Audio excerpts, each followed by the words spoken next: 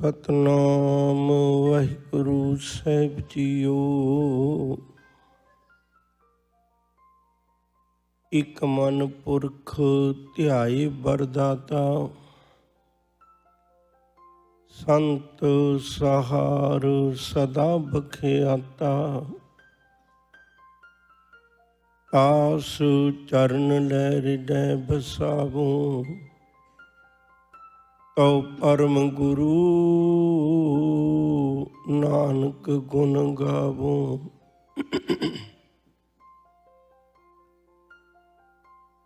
तेरे कवन कवन गुण कह गावा,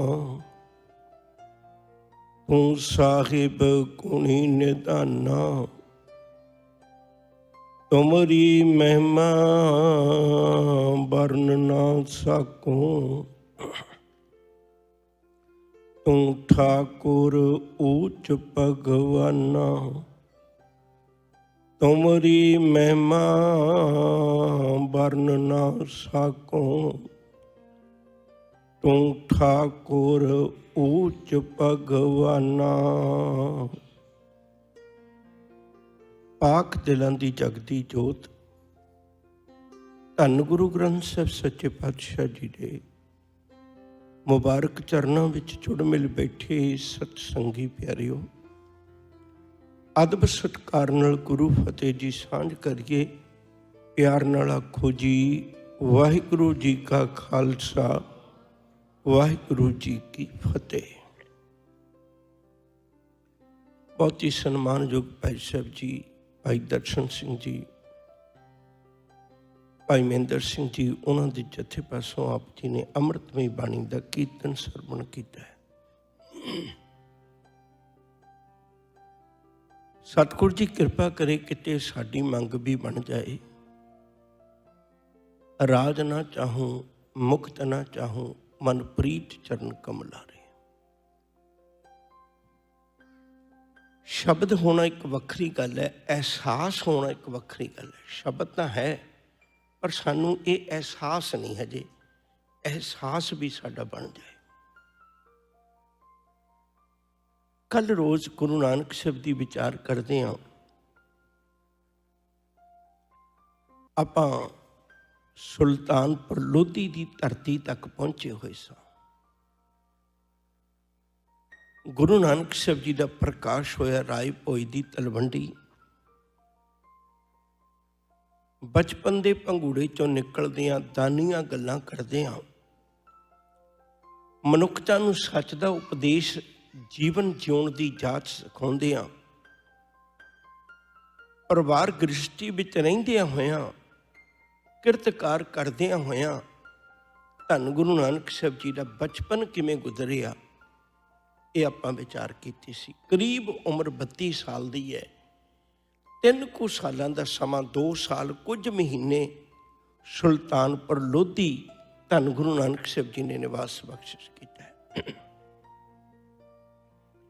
इत्थों की विचार आपां थोड़ी जी कल सांझी की सी, बाकी अज शुरू करने जिथे तक लड़ी गई सांझी करने की कोशिश करांगा। सुल्तानपुर लोधी तो पहली बेनती ये की सी भी उन्होंने सच्चा सौदा केवल एक थां ते नहीं किया, बल्कि थां थां ते गरीब की लुट्टी जाती कमाई नूं बचा के थां थां ते सच दे सौदे कीते ने। दुनिया मेरा मेरा कहना तो सिख जाती है, पर तेरा कहना गुरु नानक सिखाउंदे ने। ये सुल्तानपुर लोधी की पावन धरती का जिक्र है। इत्थे रहिंदियां होइयां हुण जिहड़े लोग चुगलखोर ने, या यूं कह लीए भी बहुत ध्यान नाल सुनियो, कूड़ हमेशा ही बहु गिणती च रहा है, सच घट गिणती च होया करदा है। ते कूड़ दी दुनिया के लोगों ने इकट्ठे होके विचार बनाई बई मोती खाने की कार तो पहले भी लोग करते रहे, पर इवें थोड़ा हुंदा सी भी हर गरीब के घर रोटी पकन लग जाए। मोदी की कार तो लोग पहला भी करते सी, नवाब दौलत खान जी, पर इवें थोड़ा हुंदा सी भी हर गरीब दे घरों जिहड़े ने हंग के मुक जाण। ते हुण तां हर गरीब दे घर रोटी पक्कण लग पई, इहने तां मोदी खाना उजाड़ देना है। याद रखियो जे जिहड़े हाकम लोग हुंदे ने वो कन्नां दे कच्चे हुंदे ने, उहदे उत्ते शब्दां दा असर हो गया।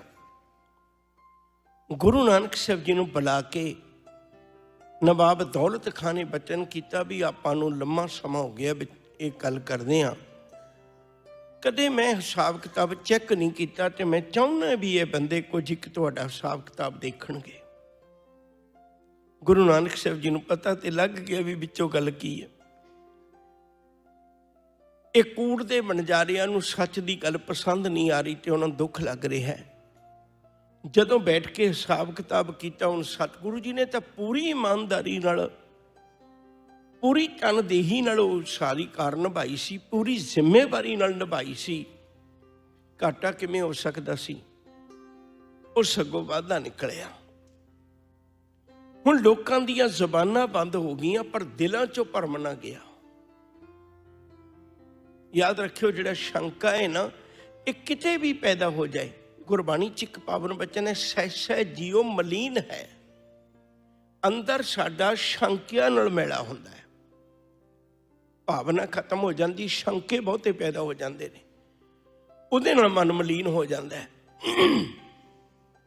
हुण जिन्हां दा मन मैला होया होया सी शंकिया नाल, उन्हां नूं किवें तसल्ली आवे भी गुरु नानक साहब जी की कमाई विच वाधा निकलिया। कुछ दिनों बाद उन्होंने फिर दोबारा शिकायत लाई। ये गुरु नानक साहब सच्चे पातशाह जी महाराज ने फिर दोबारा हिसाब किताब किया, फिर दोबारा वाधा निकलिया। ते तीजी बारी फिर दोबारा एक शिकायत लाई, ते 3 बारी हिसाब किताब होया। याद रखियो कवि संतोख सिंह जी ने तीजी बारी का जिक्र किया भी 760 रुपये उस वेले गुरु नानक साहब के वाधू निकले सन। एक गल होर चेते विच रखियो, जे 760 रुपये का वाधा है, अज दे करोड़ों रुपया के बराबर है। इसका मतलब मोदी खाने की कार किड्डी वड्डी होगी, असीं बहुत छोटी जी बना दें। जिन्होंने अज करोड़ों रुपए का मुनाफा होंदा होवे तो उसका बिजनेस किड्डा वड्डा होएगा, तुसीं आपे सोचो। असीं कुछ गल्लां सीमित जिहियां बना लईआं, जदों एड्डी वड्डी रकम उस वेले बहुते ज़्यादा धन दौलत की निकली, तो गुरु नानक साहब जी ने हुण घर आ गए। मैं नाल दी नाल किताबां दा जिक्र तां करदा हुंदा है, मेरा मतलब कोई अपनी विदवता ज़ाहर करना नहीं है। मेरा मतलब इस गल की भी गुरु नानक साहब जी जिहड़ी तस्वीर साडे दिलों च बनी हुई है ना, वो एक चंगी तरह साफ निखर के सामने आ जाए। गुरु नाल जिहड़ा रिश्ता बनना है ना, एक पल मैं रुकन लगा, बहुत ध्यान दिओ। दुनिया च 3 तरह के रिश्ते हुंदे ने। एक रिश्ते वो ने जिहड़े सानू रब ही बना के भेजदा है। माता पिता का रिश्ता है रब का बनाया होया, मेरी मां नाल बने ते भावें ना बने, पर जदों किते आएगा ना भी मां का नां की है तो मैनूं लिखाउणा पएगा। बाप का रिश्ता रब वल्लों बनिया बनाया है, बाबा पिरछी चंद ते गुरु रामदास जी की नहीं बनती, पर लिखाउणा तो पवेगा ना। गुरु हरराज साहब जी ते राम राय जी नहीं बनती, पर लिखाउणा तो यही पेगा ना। जदों राम राय नूं पुछया जाएगा तेरे पिता का नाम की, लिखाउणा पेगा भी गुरु हरराज साहब जी। ये रिश्ता रब ने बनाया, मैं तोड़ भी देवां तद भी नहीं टुटना, मैं ना भी कदे बोला तद भी नहीं टुटना। एक रिश्ते उन जिहड़े रब बना के भेजदा, दूजे रिश्ते उन्हें जिहड़े समाज विच असीं बनाउने आ। सज्जण मित्र ने, पति पत्नी के रिश्ते ने, संसारक संबंध ने सारे। एक तीजी तरह का रिश्ता वो बंदे ने आप बनाउणा हुंदा है, वो है गुरु का ते सिख का। वो केवल विश्वास नाल बनदा है। जे किते पंचायत इकट्ठी होकर कह दे भी तूं इहनूं गुरु मन, अज तो बाद ये भावें लख वारी कही जाए, मत्था तो आपां भी टेकी जाने हैं, पर साडा रिश्ता उदों बनना जदों मेरा विश्वास पक्का हो गया गुरु ते। जांकै हृदय विश्वास प्रभ आया, तत् ज्ञान तिस मन प्रगटाया। जिहदा जिन्ना गुरु ते विश्वास बजदा चला जाएगा, उतना उसका रिश्ता पक्का हुंदा चला जाएगा। तो उन्होंने लोगों का रिश्ता जिहड़ा बड़ा कमज़ोर हो गया। मैं बेनती करन लगा साडे मनां च तस्वीर साफ हो जाए। गुरबख्श सिंह प्रीत लड़ी की किताब है बंदी छोड़ गुरु नानक। वो च उन्हें जिक्र किया बड़ा प्यारा भी गुरु नानक साहब जी घर आए, भाई जयराम जी को सद्या, बेबे नानकी जी को सद्या, अपनी घरवाली सन्मानयोग माता सुलखणी जी ते अपने बच्चे भी कोल बैठे ने। गुरु नानक साहब जी ने एक बचन आख्या भी मैं हुण मोदी खाने की कार नहीं करनी। कुदरती गल सी, पूछया गया भी क्यों, कहन लगे जिहड़ी गल च वार वार शंका ही आई जावे, शंका ही आई जावे, शक दियां नज़रां नाल ही बंदा देखी जावे कि उहदियां नज़रां च मैं फिर वो सुरखरू नहीं हो सकदा, इसलिए मैं हुण मोदी की कार नहीं करनी। गुरु नानक साहब सच्चे पातशाह जी महाराज ने घर च बकायदा सलाह करके ये विचार जिहड़ी सी मोदी खाने की कार छड्ड दित्ती। लोगों के मनां विच ये सी भी चलो अगे भी कई बारी नाराज़गी हो जाती है, पहले मोदी भी नाराज़ हो जाते सन कई बारी, ते मना लियावांगे, कोई वड्डी गल नहीं, नवाब दौलत खान नूं कह के ते होरां नूं कह के मना लियावांगे। पर हो गया उल्ट। मोदी खाने की कार छड्ड के सतगुरु गुरु नानक साहब सच्चे पातशाह जी महाराज अमृत वेले रोज दिहाड़े बेई नदी के किनारे इशनान करन जाते सन, क्योंकि पहले समय च वगदे पानियां दे किनारियां ते मनुख ने रहायश रखी हुंदी सी। जिहड़ी पहली बारी वसों है वो तीर्थां दे ताईं संकल्प बन गया, वो वगदे पानियां दे किनारे सी, क्योंकि पानी साडी लोड़ है। बेई नदी के किनारे सतगुरु रोज इशनान करन जाते हैं, ते अज भी इशनान करन गए। पर याद रखियो संसारी लोगों दियां कलमां ने बचन लिखे ने कि सतगुरु जी 3 दिन साडियां अखां तो अलोप रहे। भाई गुरदास जी ने उस वेले दा बड़ा प्यारा एक नक्शा बन्निया। पहला पाया बाबे बख्शदर, पिछों दे फिर काल कमाई, रेत अक आहार कर, रोड़ा की गुर करी बछाई, भारी करी तपस्या, बड़े भाग हर्षों बने आई, बाबा पैंदा सच खंड, नौ नित नाम गरीबी पाई, बाबा देखे ध्यान धर, जलती सब पृथ्वी दिस आई, बाजों गुरु गुबार है, हाय हाय करदी सुनी लुकाई, बाबे भेख बनाया, उदासी की रीत चलाई, चढ़िया सोधन धरत लुकाई। 2 गल्लां मैं पहलों विच कर लवां, फिर अगे गल तोड़ांगे। हर एक चीज़ नूं मापण दा कोई ना कोई पैमाना है। कपड़ा लेंदे हो, कोई लिक्विड चीज़ लेंदे हो, कोई धरती जमीन जायदाद लेंदे हो, हर चीज़ नूं कोई ना कोई मापण दा पैमाना है। याद रखो जे अपने अंदर सिक्खी ते विश्वास नूं मापण दा भी एक पैमाना है। सिक्खी नूं मापण दा भी एक पैमाना है। कपड़े पा के नहीं असीं सिख बन जाना, कल्ले बाहरले रूप नाल सिख नहीं बनिया जाता। ਇਹਦੇ ਨਾਲ मैं अंदर भी अपनी शख्सियत नूं देखिया करा, मेरे अंदर सिक्खी दा कद म्यार किड्डा क वड्डा है। शरीरक तौर ते तां मैं बुढ़ा हो गया, पर मैं सिक्खी तौर ते अजे बचपन विचों निकलिया कि उत्थे ही फिरदा है। ਉਹਦੇ मापण दा तरीका यह है। देखो गल्लां तां बहुत ने, पर आपां संखेप विच नाल दी नाल करांगे। हजूर ने बाबा देखे ध्यान धर, जलती सब पृथ्वी दिस आई। बाबा ध्यान धर के देखदा, उन्होंने सारी कायनात नजर आउंदी है, अपना परिवार नहीं। असीं जदों ध्यान धर के देखने ते साडे ध्यान विच अपने ही धीआं पुत्त आउंदे ने, दूजा नहीं कोई आउंदा। साडे ध्यान विच केवल अपने ही धीआं पुत्त ने। जे मेरे ध्यान विच हजे केवल अपने ही धीआं पुत्त ने ना, भी मेरा ही कारोबार वड्डा हो जाए, दूजे दा भावें फेल हो जाए, तो हजे मैं गुरु नानक जी सिक्खी तो दूर है। मैं कहता ही है नानक नाम चढ़दी कला, तेरे पाने सरबत का भला, पर हजे मेरे चो गुण आया नहीं। मेरे मन में अरदास पैदा हो जाए, जगत जलंदा रख लै अपनी कृपा धार, जित दुआरे उभरे चित्तै लियो उबार, रब्बा होरां दा भी भला कर दे। सारे संसार दे अंदर तू कृपा कर, सारे संसार नूं ठंड वरता। दुनिया के अंदर जितने भी पैगंबर होए ने उन्होंने जितना भी उपदेश रखिया वो सिर्फ अपनी कौम ते अपने बंदियां वास्ते रखिया। ये गुरु नानक साहब ने देखिया ते जलती सब पृथ्वी दिस आई। बाजों गुरु गुबार है कर दी सुनी लुकाई। बाबे भेख बनाया उदासी की रीत चलाई। बाबे ने निरंकारी दरबार विचों नौ निज का अर्थ होंदा, निज का अर्थ होंदा खजाना, नौ का अर्थ होंदा नौ गिनती दे नौ। दुनिया च विद्वाना ने 9 खजाने मन्ने ने, रूप का खजाना, धन का खजाना, अन्न का खजाना इत्यादि, सुख का खजाना। 9 ही खजाने गुरु नानक साहब ने प्राप्त किए, 9 निज।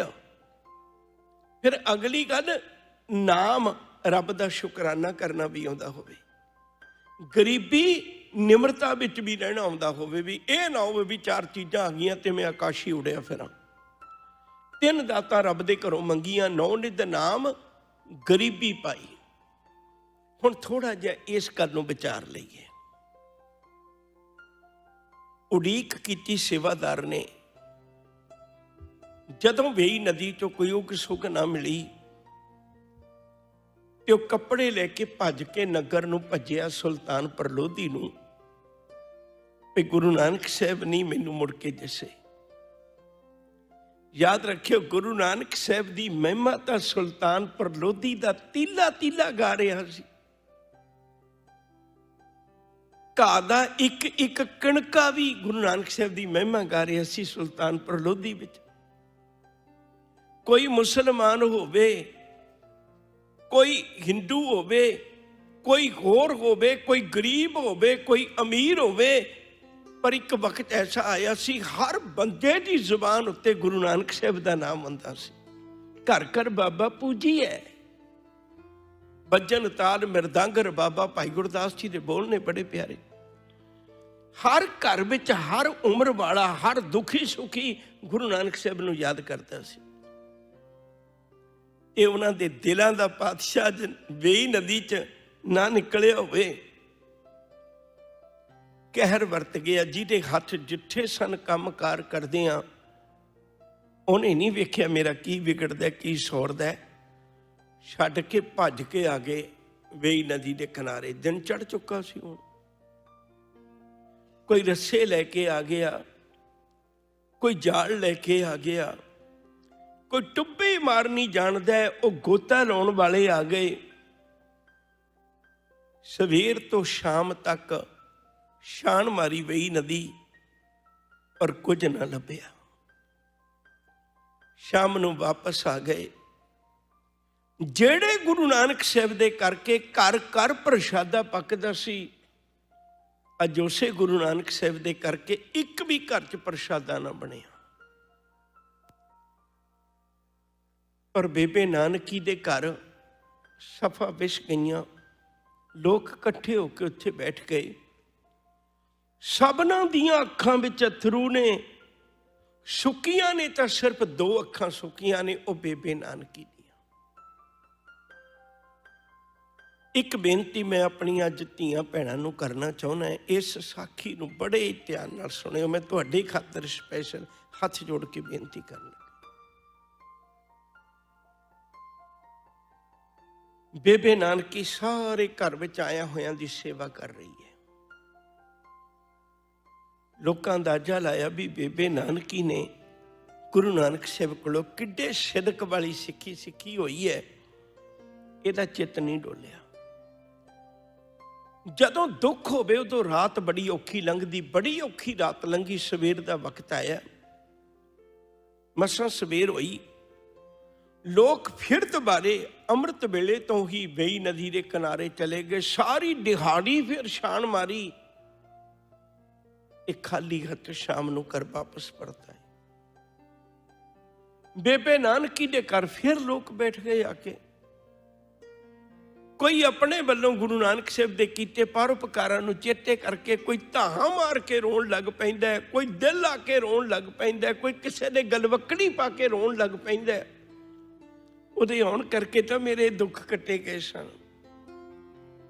ਆਪੋ ਆਪਣੀ ਭਾਵਨਾ ਨਾਲ ਯਾਦ ਕਰਕੇ ਗੁਰੂ ਨਾਨਕ ਸਾਹਿਬ ਨੂੰ। ਸਭਨਾਂ ਦੀਆਂ ਅੱਖਾਂ ਨਮ ਨੇ। ਹੈਰਾਨੀ ਫਿਰ ਹੋਈ, ਬੇਬੇ ਨਾਨਕੀ ਦੀਆਂ ਅੱਖਾਂ ਅੱਜ ਵੀ ਸੁੱਕੀਆਂ ਹੀ ਨੇ। ਸਿਆਣੇ ਬੰਦਿਆਂ ਨੇ ਇਕੱਠੇ ਹੋ ਕੇ ਗੱਲ ਕਰੀ ਵੀ ਭਲਿਓ, ਲੱਗਦਾ ਬੇਬੇ ਨਾਨਕੀ ਕੋਲੋਂ ਸਦਮਾ ਝੱਲਿਆ ਨਹੀਂ ਜਾਣਾ। ਜਿਹਦਾ ਇੱਕੋ ਇੱਕ ਵੀਰ ਹੋਵੇ, ਉਹਦੀ ਦੁਨੀਆ ਉੱਜੜ ਗਈ ਹੋਵੇ ਤੇ ਉਹਦਾ ਇਵੇਂ ਅਡੋਲ ਹੋ ਕੇ ਫਿਰਨਾ, ਲੱਗਦਾ ਬੇਬੇ ਨਾਨਕੀ ਨੂੰ ਅਹਿਸਾਸ ਨਹੀਂ ਹੈ। ਕਈ ਵਾਰੀ ਬਹੁਤੀ ਵੱਡੀ ਸੱਟ ਲੱਗ ਜਾਏ ਤੇ ਬੰਦਾ ਬਰਦਾਸ਼ਤ ਨਹੀਂ ਕਰਦਾ। ਇਹ ਰੋਈ ਨਹੀਂ ਹੈ, ਇਹਦਾ ਦਿਲ ਪਥਰਾ ਗਿਆ ਹੈ। ਇਹਨੂੰ ਕੁਝ ਬੀਬੀਆਂ ਇਕੱਠੀਆਂ ਹੋ ਕੇ ਬੈਠ ਕੇ ਰਵਾਵੋ, ਇਹਦਾ ਇੱਕ ਵਾਰੀ ਵਹਿਣ ਵਗ ਜਾਏ ਅੱਖਾਂ ਰਾਹੀਂ ਤੇ ਦਿਲ ਹਲਕਾ ਹੋ ਜਾਏਗਾ। ਹੁਣ ਬੀਬੀਆਂ ਇਕੱਠੀਆਂ ਹੋ ਕੇ, ਦਾਨੀਆਂ ਪ੍ਰਦਾਨੀਆਂ ਬੀਬੀਆਂ ਸਿਆਣੀਆਂ ਹੁੰਦੀਆਂ ਸੀ। ਰੋਣ ਵਾਲਾ ਵੀ ਇਹੋ ਜਿਹਾ, ਉਹ ਇਹੋ ਜਿਹੀਆਂ ਗੱਲਾਂ ਕਰਦੀਆਂ ਨੇ। ਜਿਹੜਾ ਨਹੀਂ ਵੀ ਰੋਣ ਵਾਲਾ ਹੁੰਦਾ ਉਹ ਵੀ ਰੋ ਪੈਂਦਾ। ਉਹ ਬੀਬੀਆਂ ਇਕੱਠੀਆਂ ਹੋ ਕੇ, ਦਾਨੀਆਂ ਪ੍ਰਦਾਨੀਆਂ ਬੇਬੇ ਨਾਨਕੀ ਨੂੰ ਕੋਲ ਬਿਠਾ ਕੇ ਕਹਿੰਦੀਆਂ ਨੇ, ਬੇਬੇ ਇਹਦੇ ਮਾਂ-ਬਾਪਾਂ ਦੇ ਬੁਢਾਪੇ ਦਾ ਸਹਾਰਾ ਤੁਰ ਗਿਆ। ਬੇਬੇ ਅੱਜ ਤੋਂ ਬਾਅਦ ਕੋਠੇ ਚੜ੍ਹ ਤਲਵੰਡੀ ਵੱਲ ਨਾ ਵੇਖੀ, ਤੇਰੇ ਵੀਰੇ ਨਹੀਂ ਆਉਣਾ। ਗੱਲ ਗੱਲ ਤੇ ਵੀਰੇ ਨੂੰ ਯਾਦ ਕਰਨ ਵਾਲੀਏ, ਤੇਰੇ ਵੀਰੇ ਦਾ ਰਿਸ਼ਤਾ ਟੁੱਟ ਗਿਆ। ਅੱਜ ਬੁੱਢੇ ਮਾਂ-ਬਾਪਾਂ ਦੀ ਸੇਵਾ ਵੀ ਤੈਨੂੰ ਕਰਨੀ ਪੈਣੀ ਹੈ। ਆ ਤੇਰੀ ਭਰਜਾਈ ਸੁਲੱਖਣੀ ਦੀ ਪਹਾੜ ਵਰਗੀ ਜ਼ਿੰਦਗੀ, ਇਹਨੂੰ ਤੈਨੂੰ ਦੇਖਣਾ ਪੈਣਾ ਹੈ। ਨੰਨੇ ਨੰਨੇ ਬੱਚੇ ਲక్ష్ਮੀ ਦਾਸ ਤੇ ਸ਼੍ਰੀ ਚੰਦ ਤੇ ਲక్ష్ਮੀ ਦਾਸ, ਇਹਨਾਂ ਨੂੰ ਤੈਨੂੰ ਸੰਭਾਲਣਾ ਪੈਣਾ ਹੈ। ਬੇਬੇ ਅੱਜ ਤੋਂ ਬਾਅਦ ਆਪਣੇ ਵੀਰੇ ਨੂੰ ਯਾਦ ਨਾ ਕਰੀ, ਉਹਨੇ ਤੇਰੇ ਕੋਲ ਨਹੀਂ ਜਿਉਣਾ। ਕਈ ਗੱਲਾਂ ਉਹਨਾਂ ਬੀਬੀਆਂ ਨੇ ਆਖੀਆਂ। ਹੈਰਾਨੀ ਦੀ ਗੱਲ ਹੈ, ਬੇਬੇ ਨਾਨਕੀ ਫਿਰ ਵੀ ਅਡੋਲ ਬੈਠੀ ਹੈ, ਫਿਰ ਵੀ ਅਡੋਲ ਬੈਠੀ। ਉਹਨੇ ਇੱਕ ਗੱਲ ਕਹੀ, ਕਹਿੰਦੇ ਬੇਬੇ ਤੈਨੂੰ ਸਾਡੀਆਂ ਗੱਲਾਂ ਦੀ ਸਮਝ ਨਹੀਂ ਲੱਗਦੀ। ਤੈਨੂੰ ਵਾਰ-ਵਾਰ ਇਹ ਗੱਲ ਕਹਿੰਦੇ ਵੀ ਤੇਰਾ ਵੀਰਾ ਡੁੱਬ ਗਿਆ, ਤੂੰ ਕਿਉਂ ਨਹੀਂ ਸਾਡੀ ਗੱਲ ਮੰਨਦੀ। ਬੇਬੇ ਨਾਨਕੀ ਨੇ ਆਖਰ ਆਪਣੀ ਜ਼ੁਬਾਨ ਖੋਲੀ, ਕਹਿਣ ਲੱਗੀ ਨਹੀਂ, ਤੁਸੀਂ ਕਿੰਨੀਆਂ ਸੁਣਾ ਲਈਆਂ, ਇੱਕ ਮੇਰੀ ਵੀ ਸੁਣ ਲਓ। ਕਹਿਣ ਲੱਗੇ ਦੱਸ।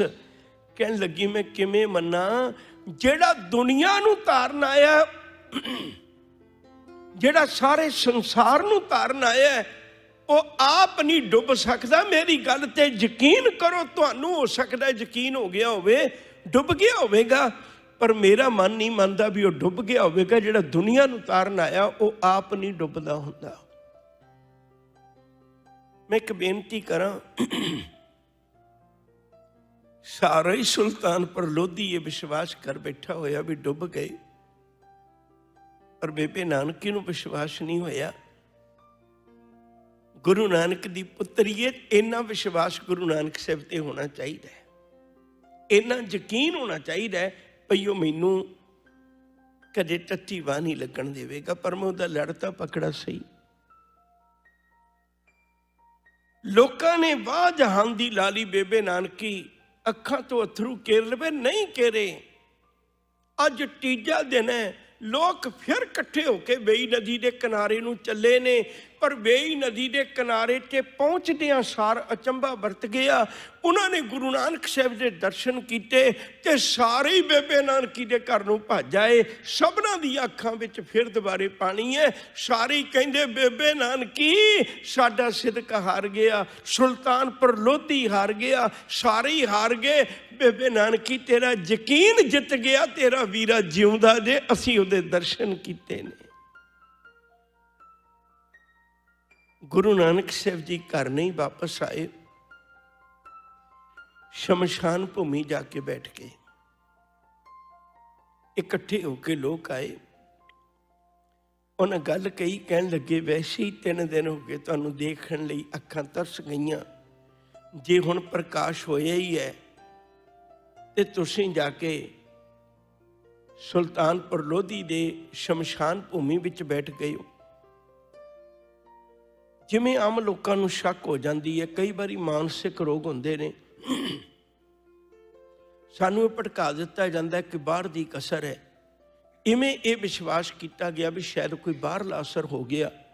ਗੁਰੂ ਨਾਨਕ ਸਾਹਿਬ ਜੀ ਦੇ ਕੋਲ ਵੀ ਕਈ ਤਰ੍ਹਾਂ ਦੀਆਂ ਧੂਫਾਂ, ਕਈ ਤਰ੍ਹਾਂ ਦੇ ਇਹੋ ਜਿਹੇ ਕਰਮ ਕਾਂਡ ਜੇ ਕਰਨ ਵਾਸਤੇ ਕਾਜੀ ਨੂੰ ਬੁਲਾਇਆ ਗਿਆ।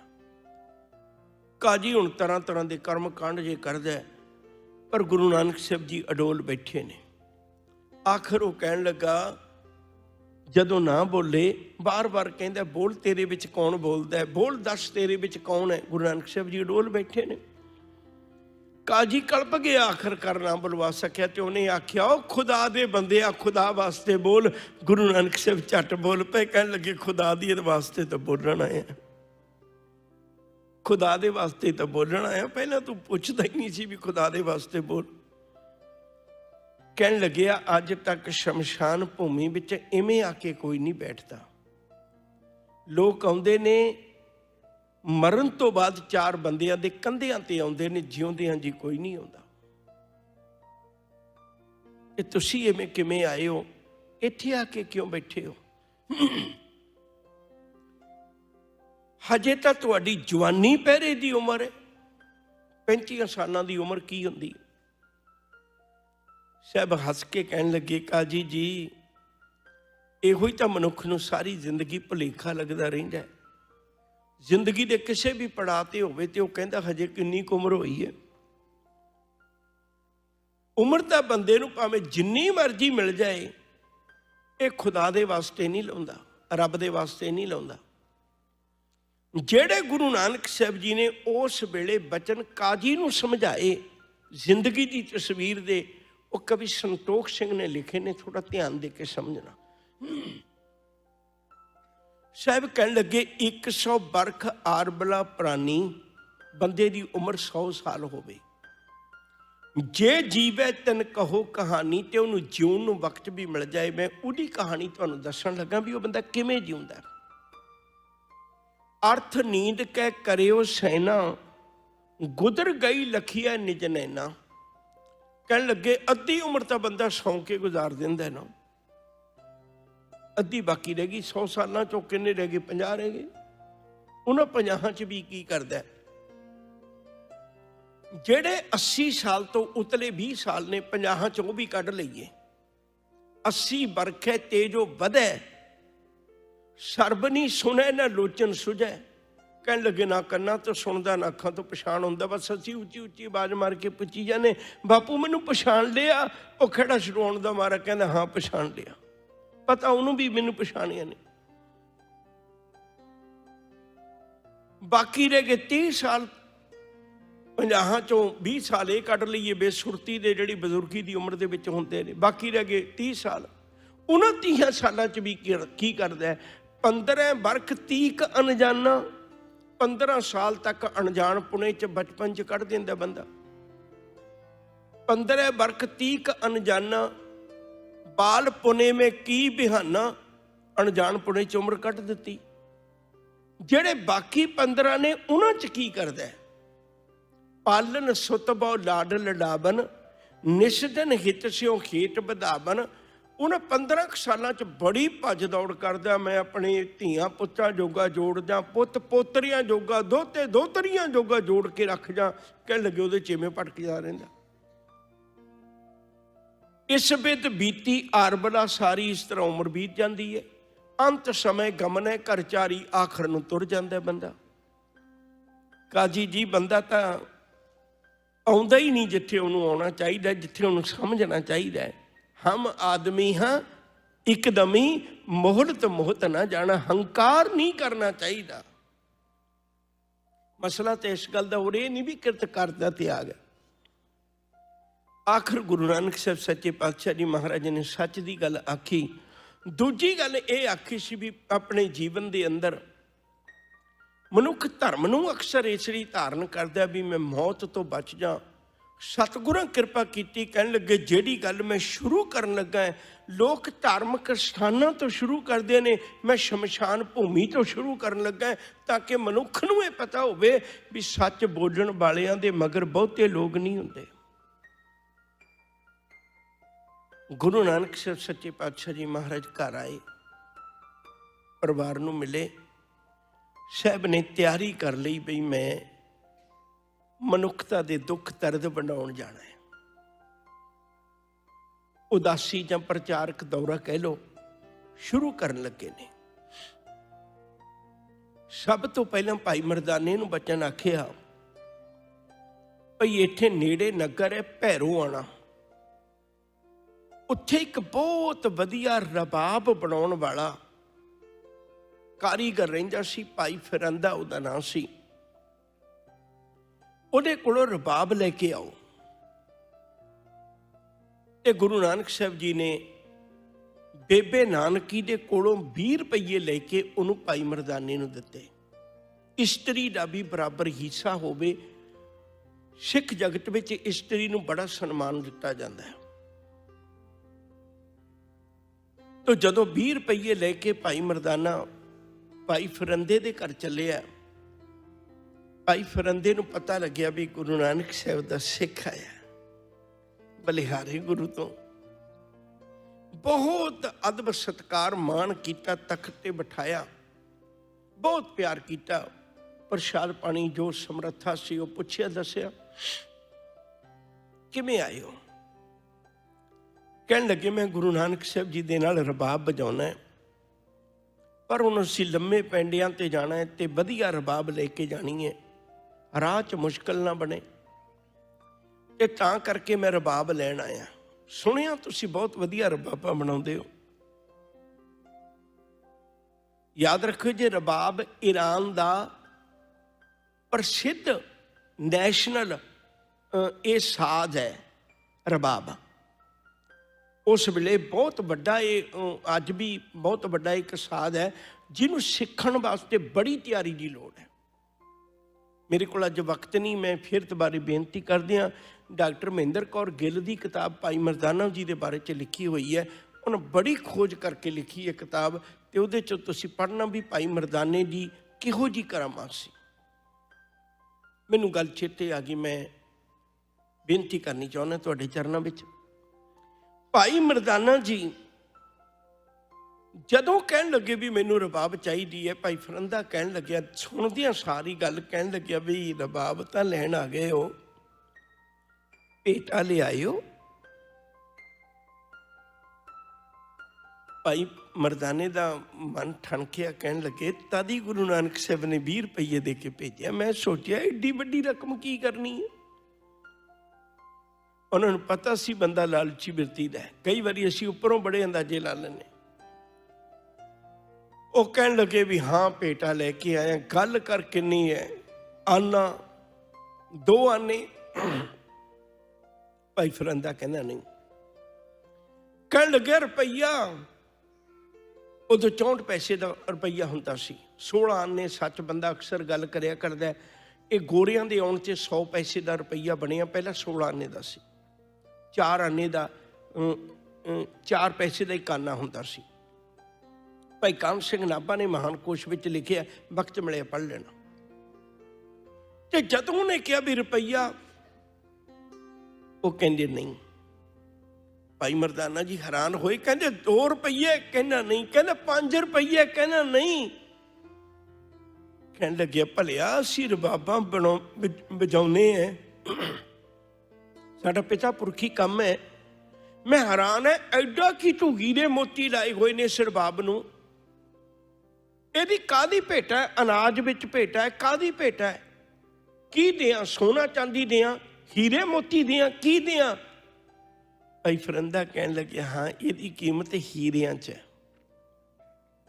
ਕਹਿਣ ਲੱਗੇ ਦਿਖਾ ਰਬਾਬ। ਭਾਈ ਉਹ ਕੱਢ ਲਿਆਇਆ ਭਾਈ ਫਿਰੰਦਾ ਰਬਾਬ। ਤੇ ਰਬਾਬ ਦੇਖੀ, ਰਬਾਬ ਆਮ ਜਾਈਏ।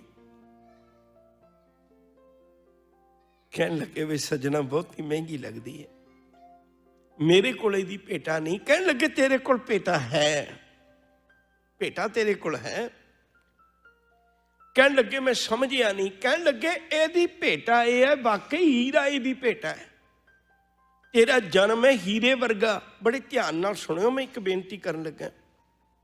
ਤੇਰਾ ਜਨਮ ਹੈ ਹੀਰੇ ਵਰਗਾ। ਜੇ ਰਬਾਬ ਲੈ ਕੇ ਜਾਣੀ ਹੈ, ਇਹ ਮੈਂ ਗੁਰੂ ਨਾਨਕ ਸਾਹਿਬ ਵਾਸਤੇ ਬਣਾਈ ਹੈ। ਇਹਦੀ ਭੇਟਾ ਇਹ ਹੈ, तू सारा हीरे वर्गा जन्म गुरु नानक साहब नूं भेटा करना होवेगा। तू ये मनदा भी जदों भी मैं कदे रबाब बजावां, ये रबाब केवल गुरु नानक साहब के दर ते बजावां, मैं किसी राजे महाराजिਆਂ के दर ते ना बजावां, क्योंकि लोग अमीरां नूं खुश करन वास्ते उत्थे भी कई बारी बजाउण लग पैंदे ने। पर ये रबाब तू जदों भी बजावे गुरु नानक दे दरबार ही बजावे। जे ये भेटा दे सकना तो ले जा।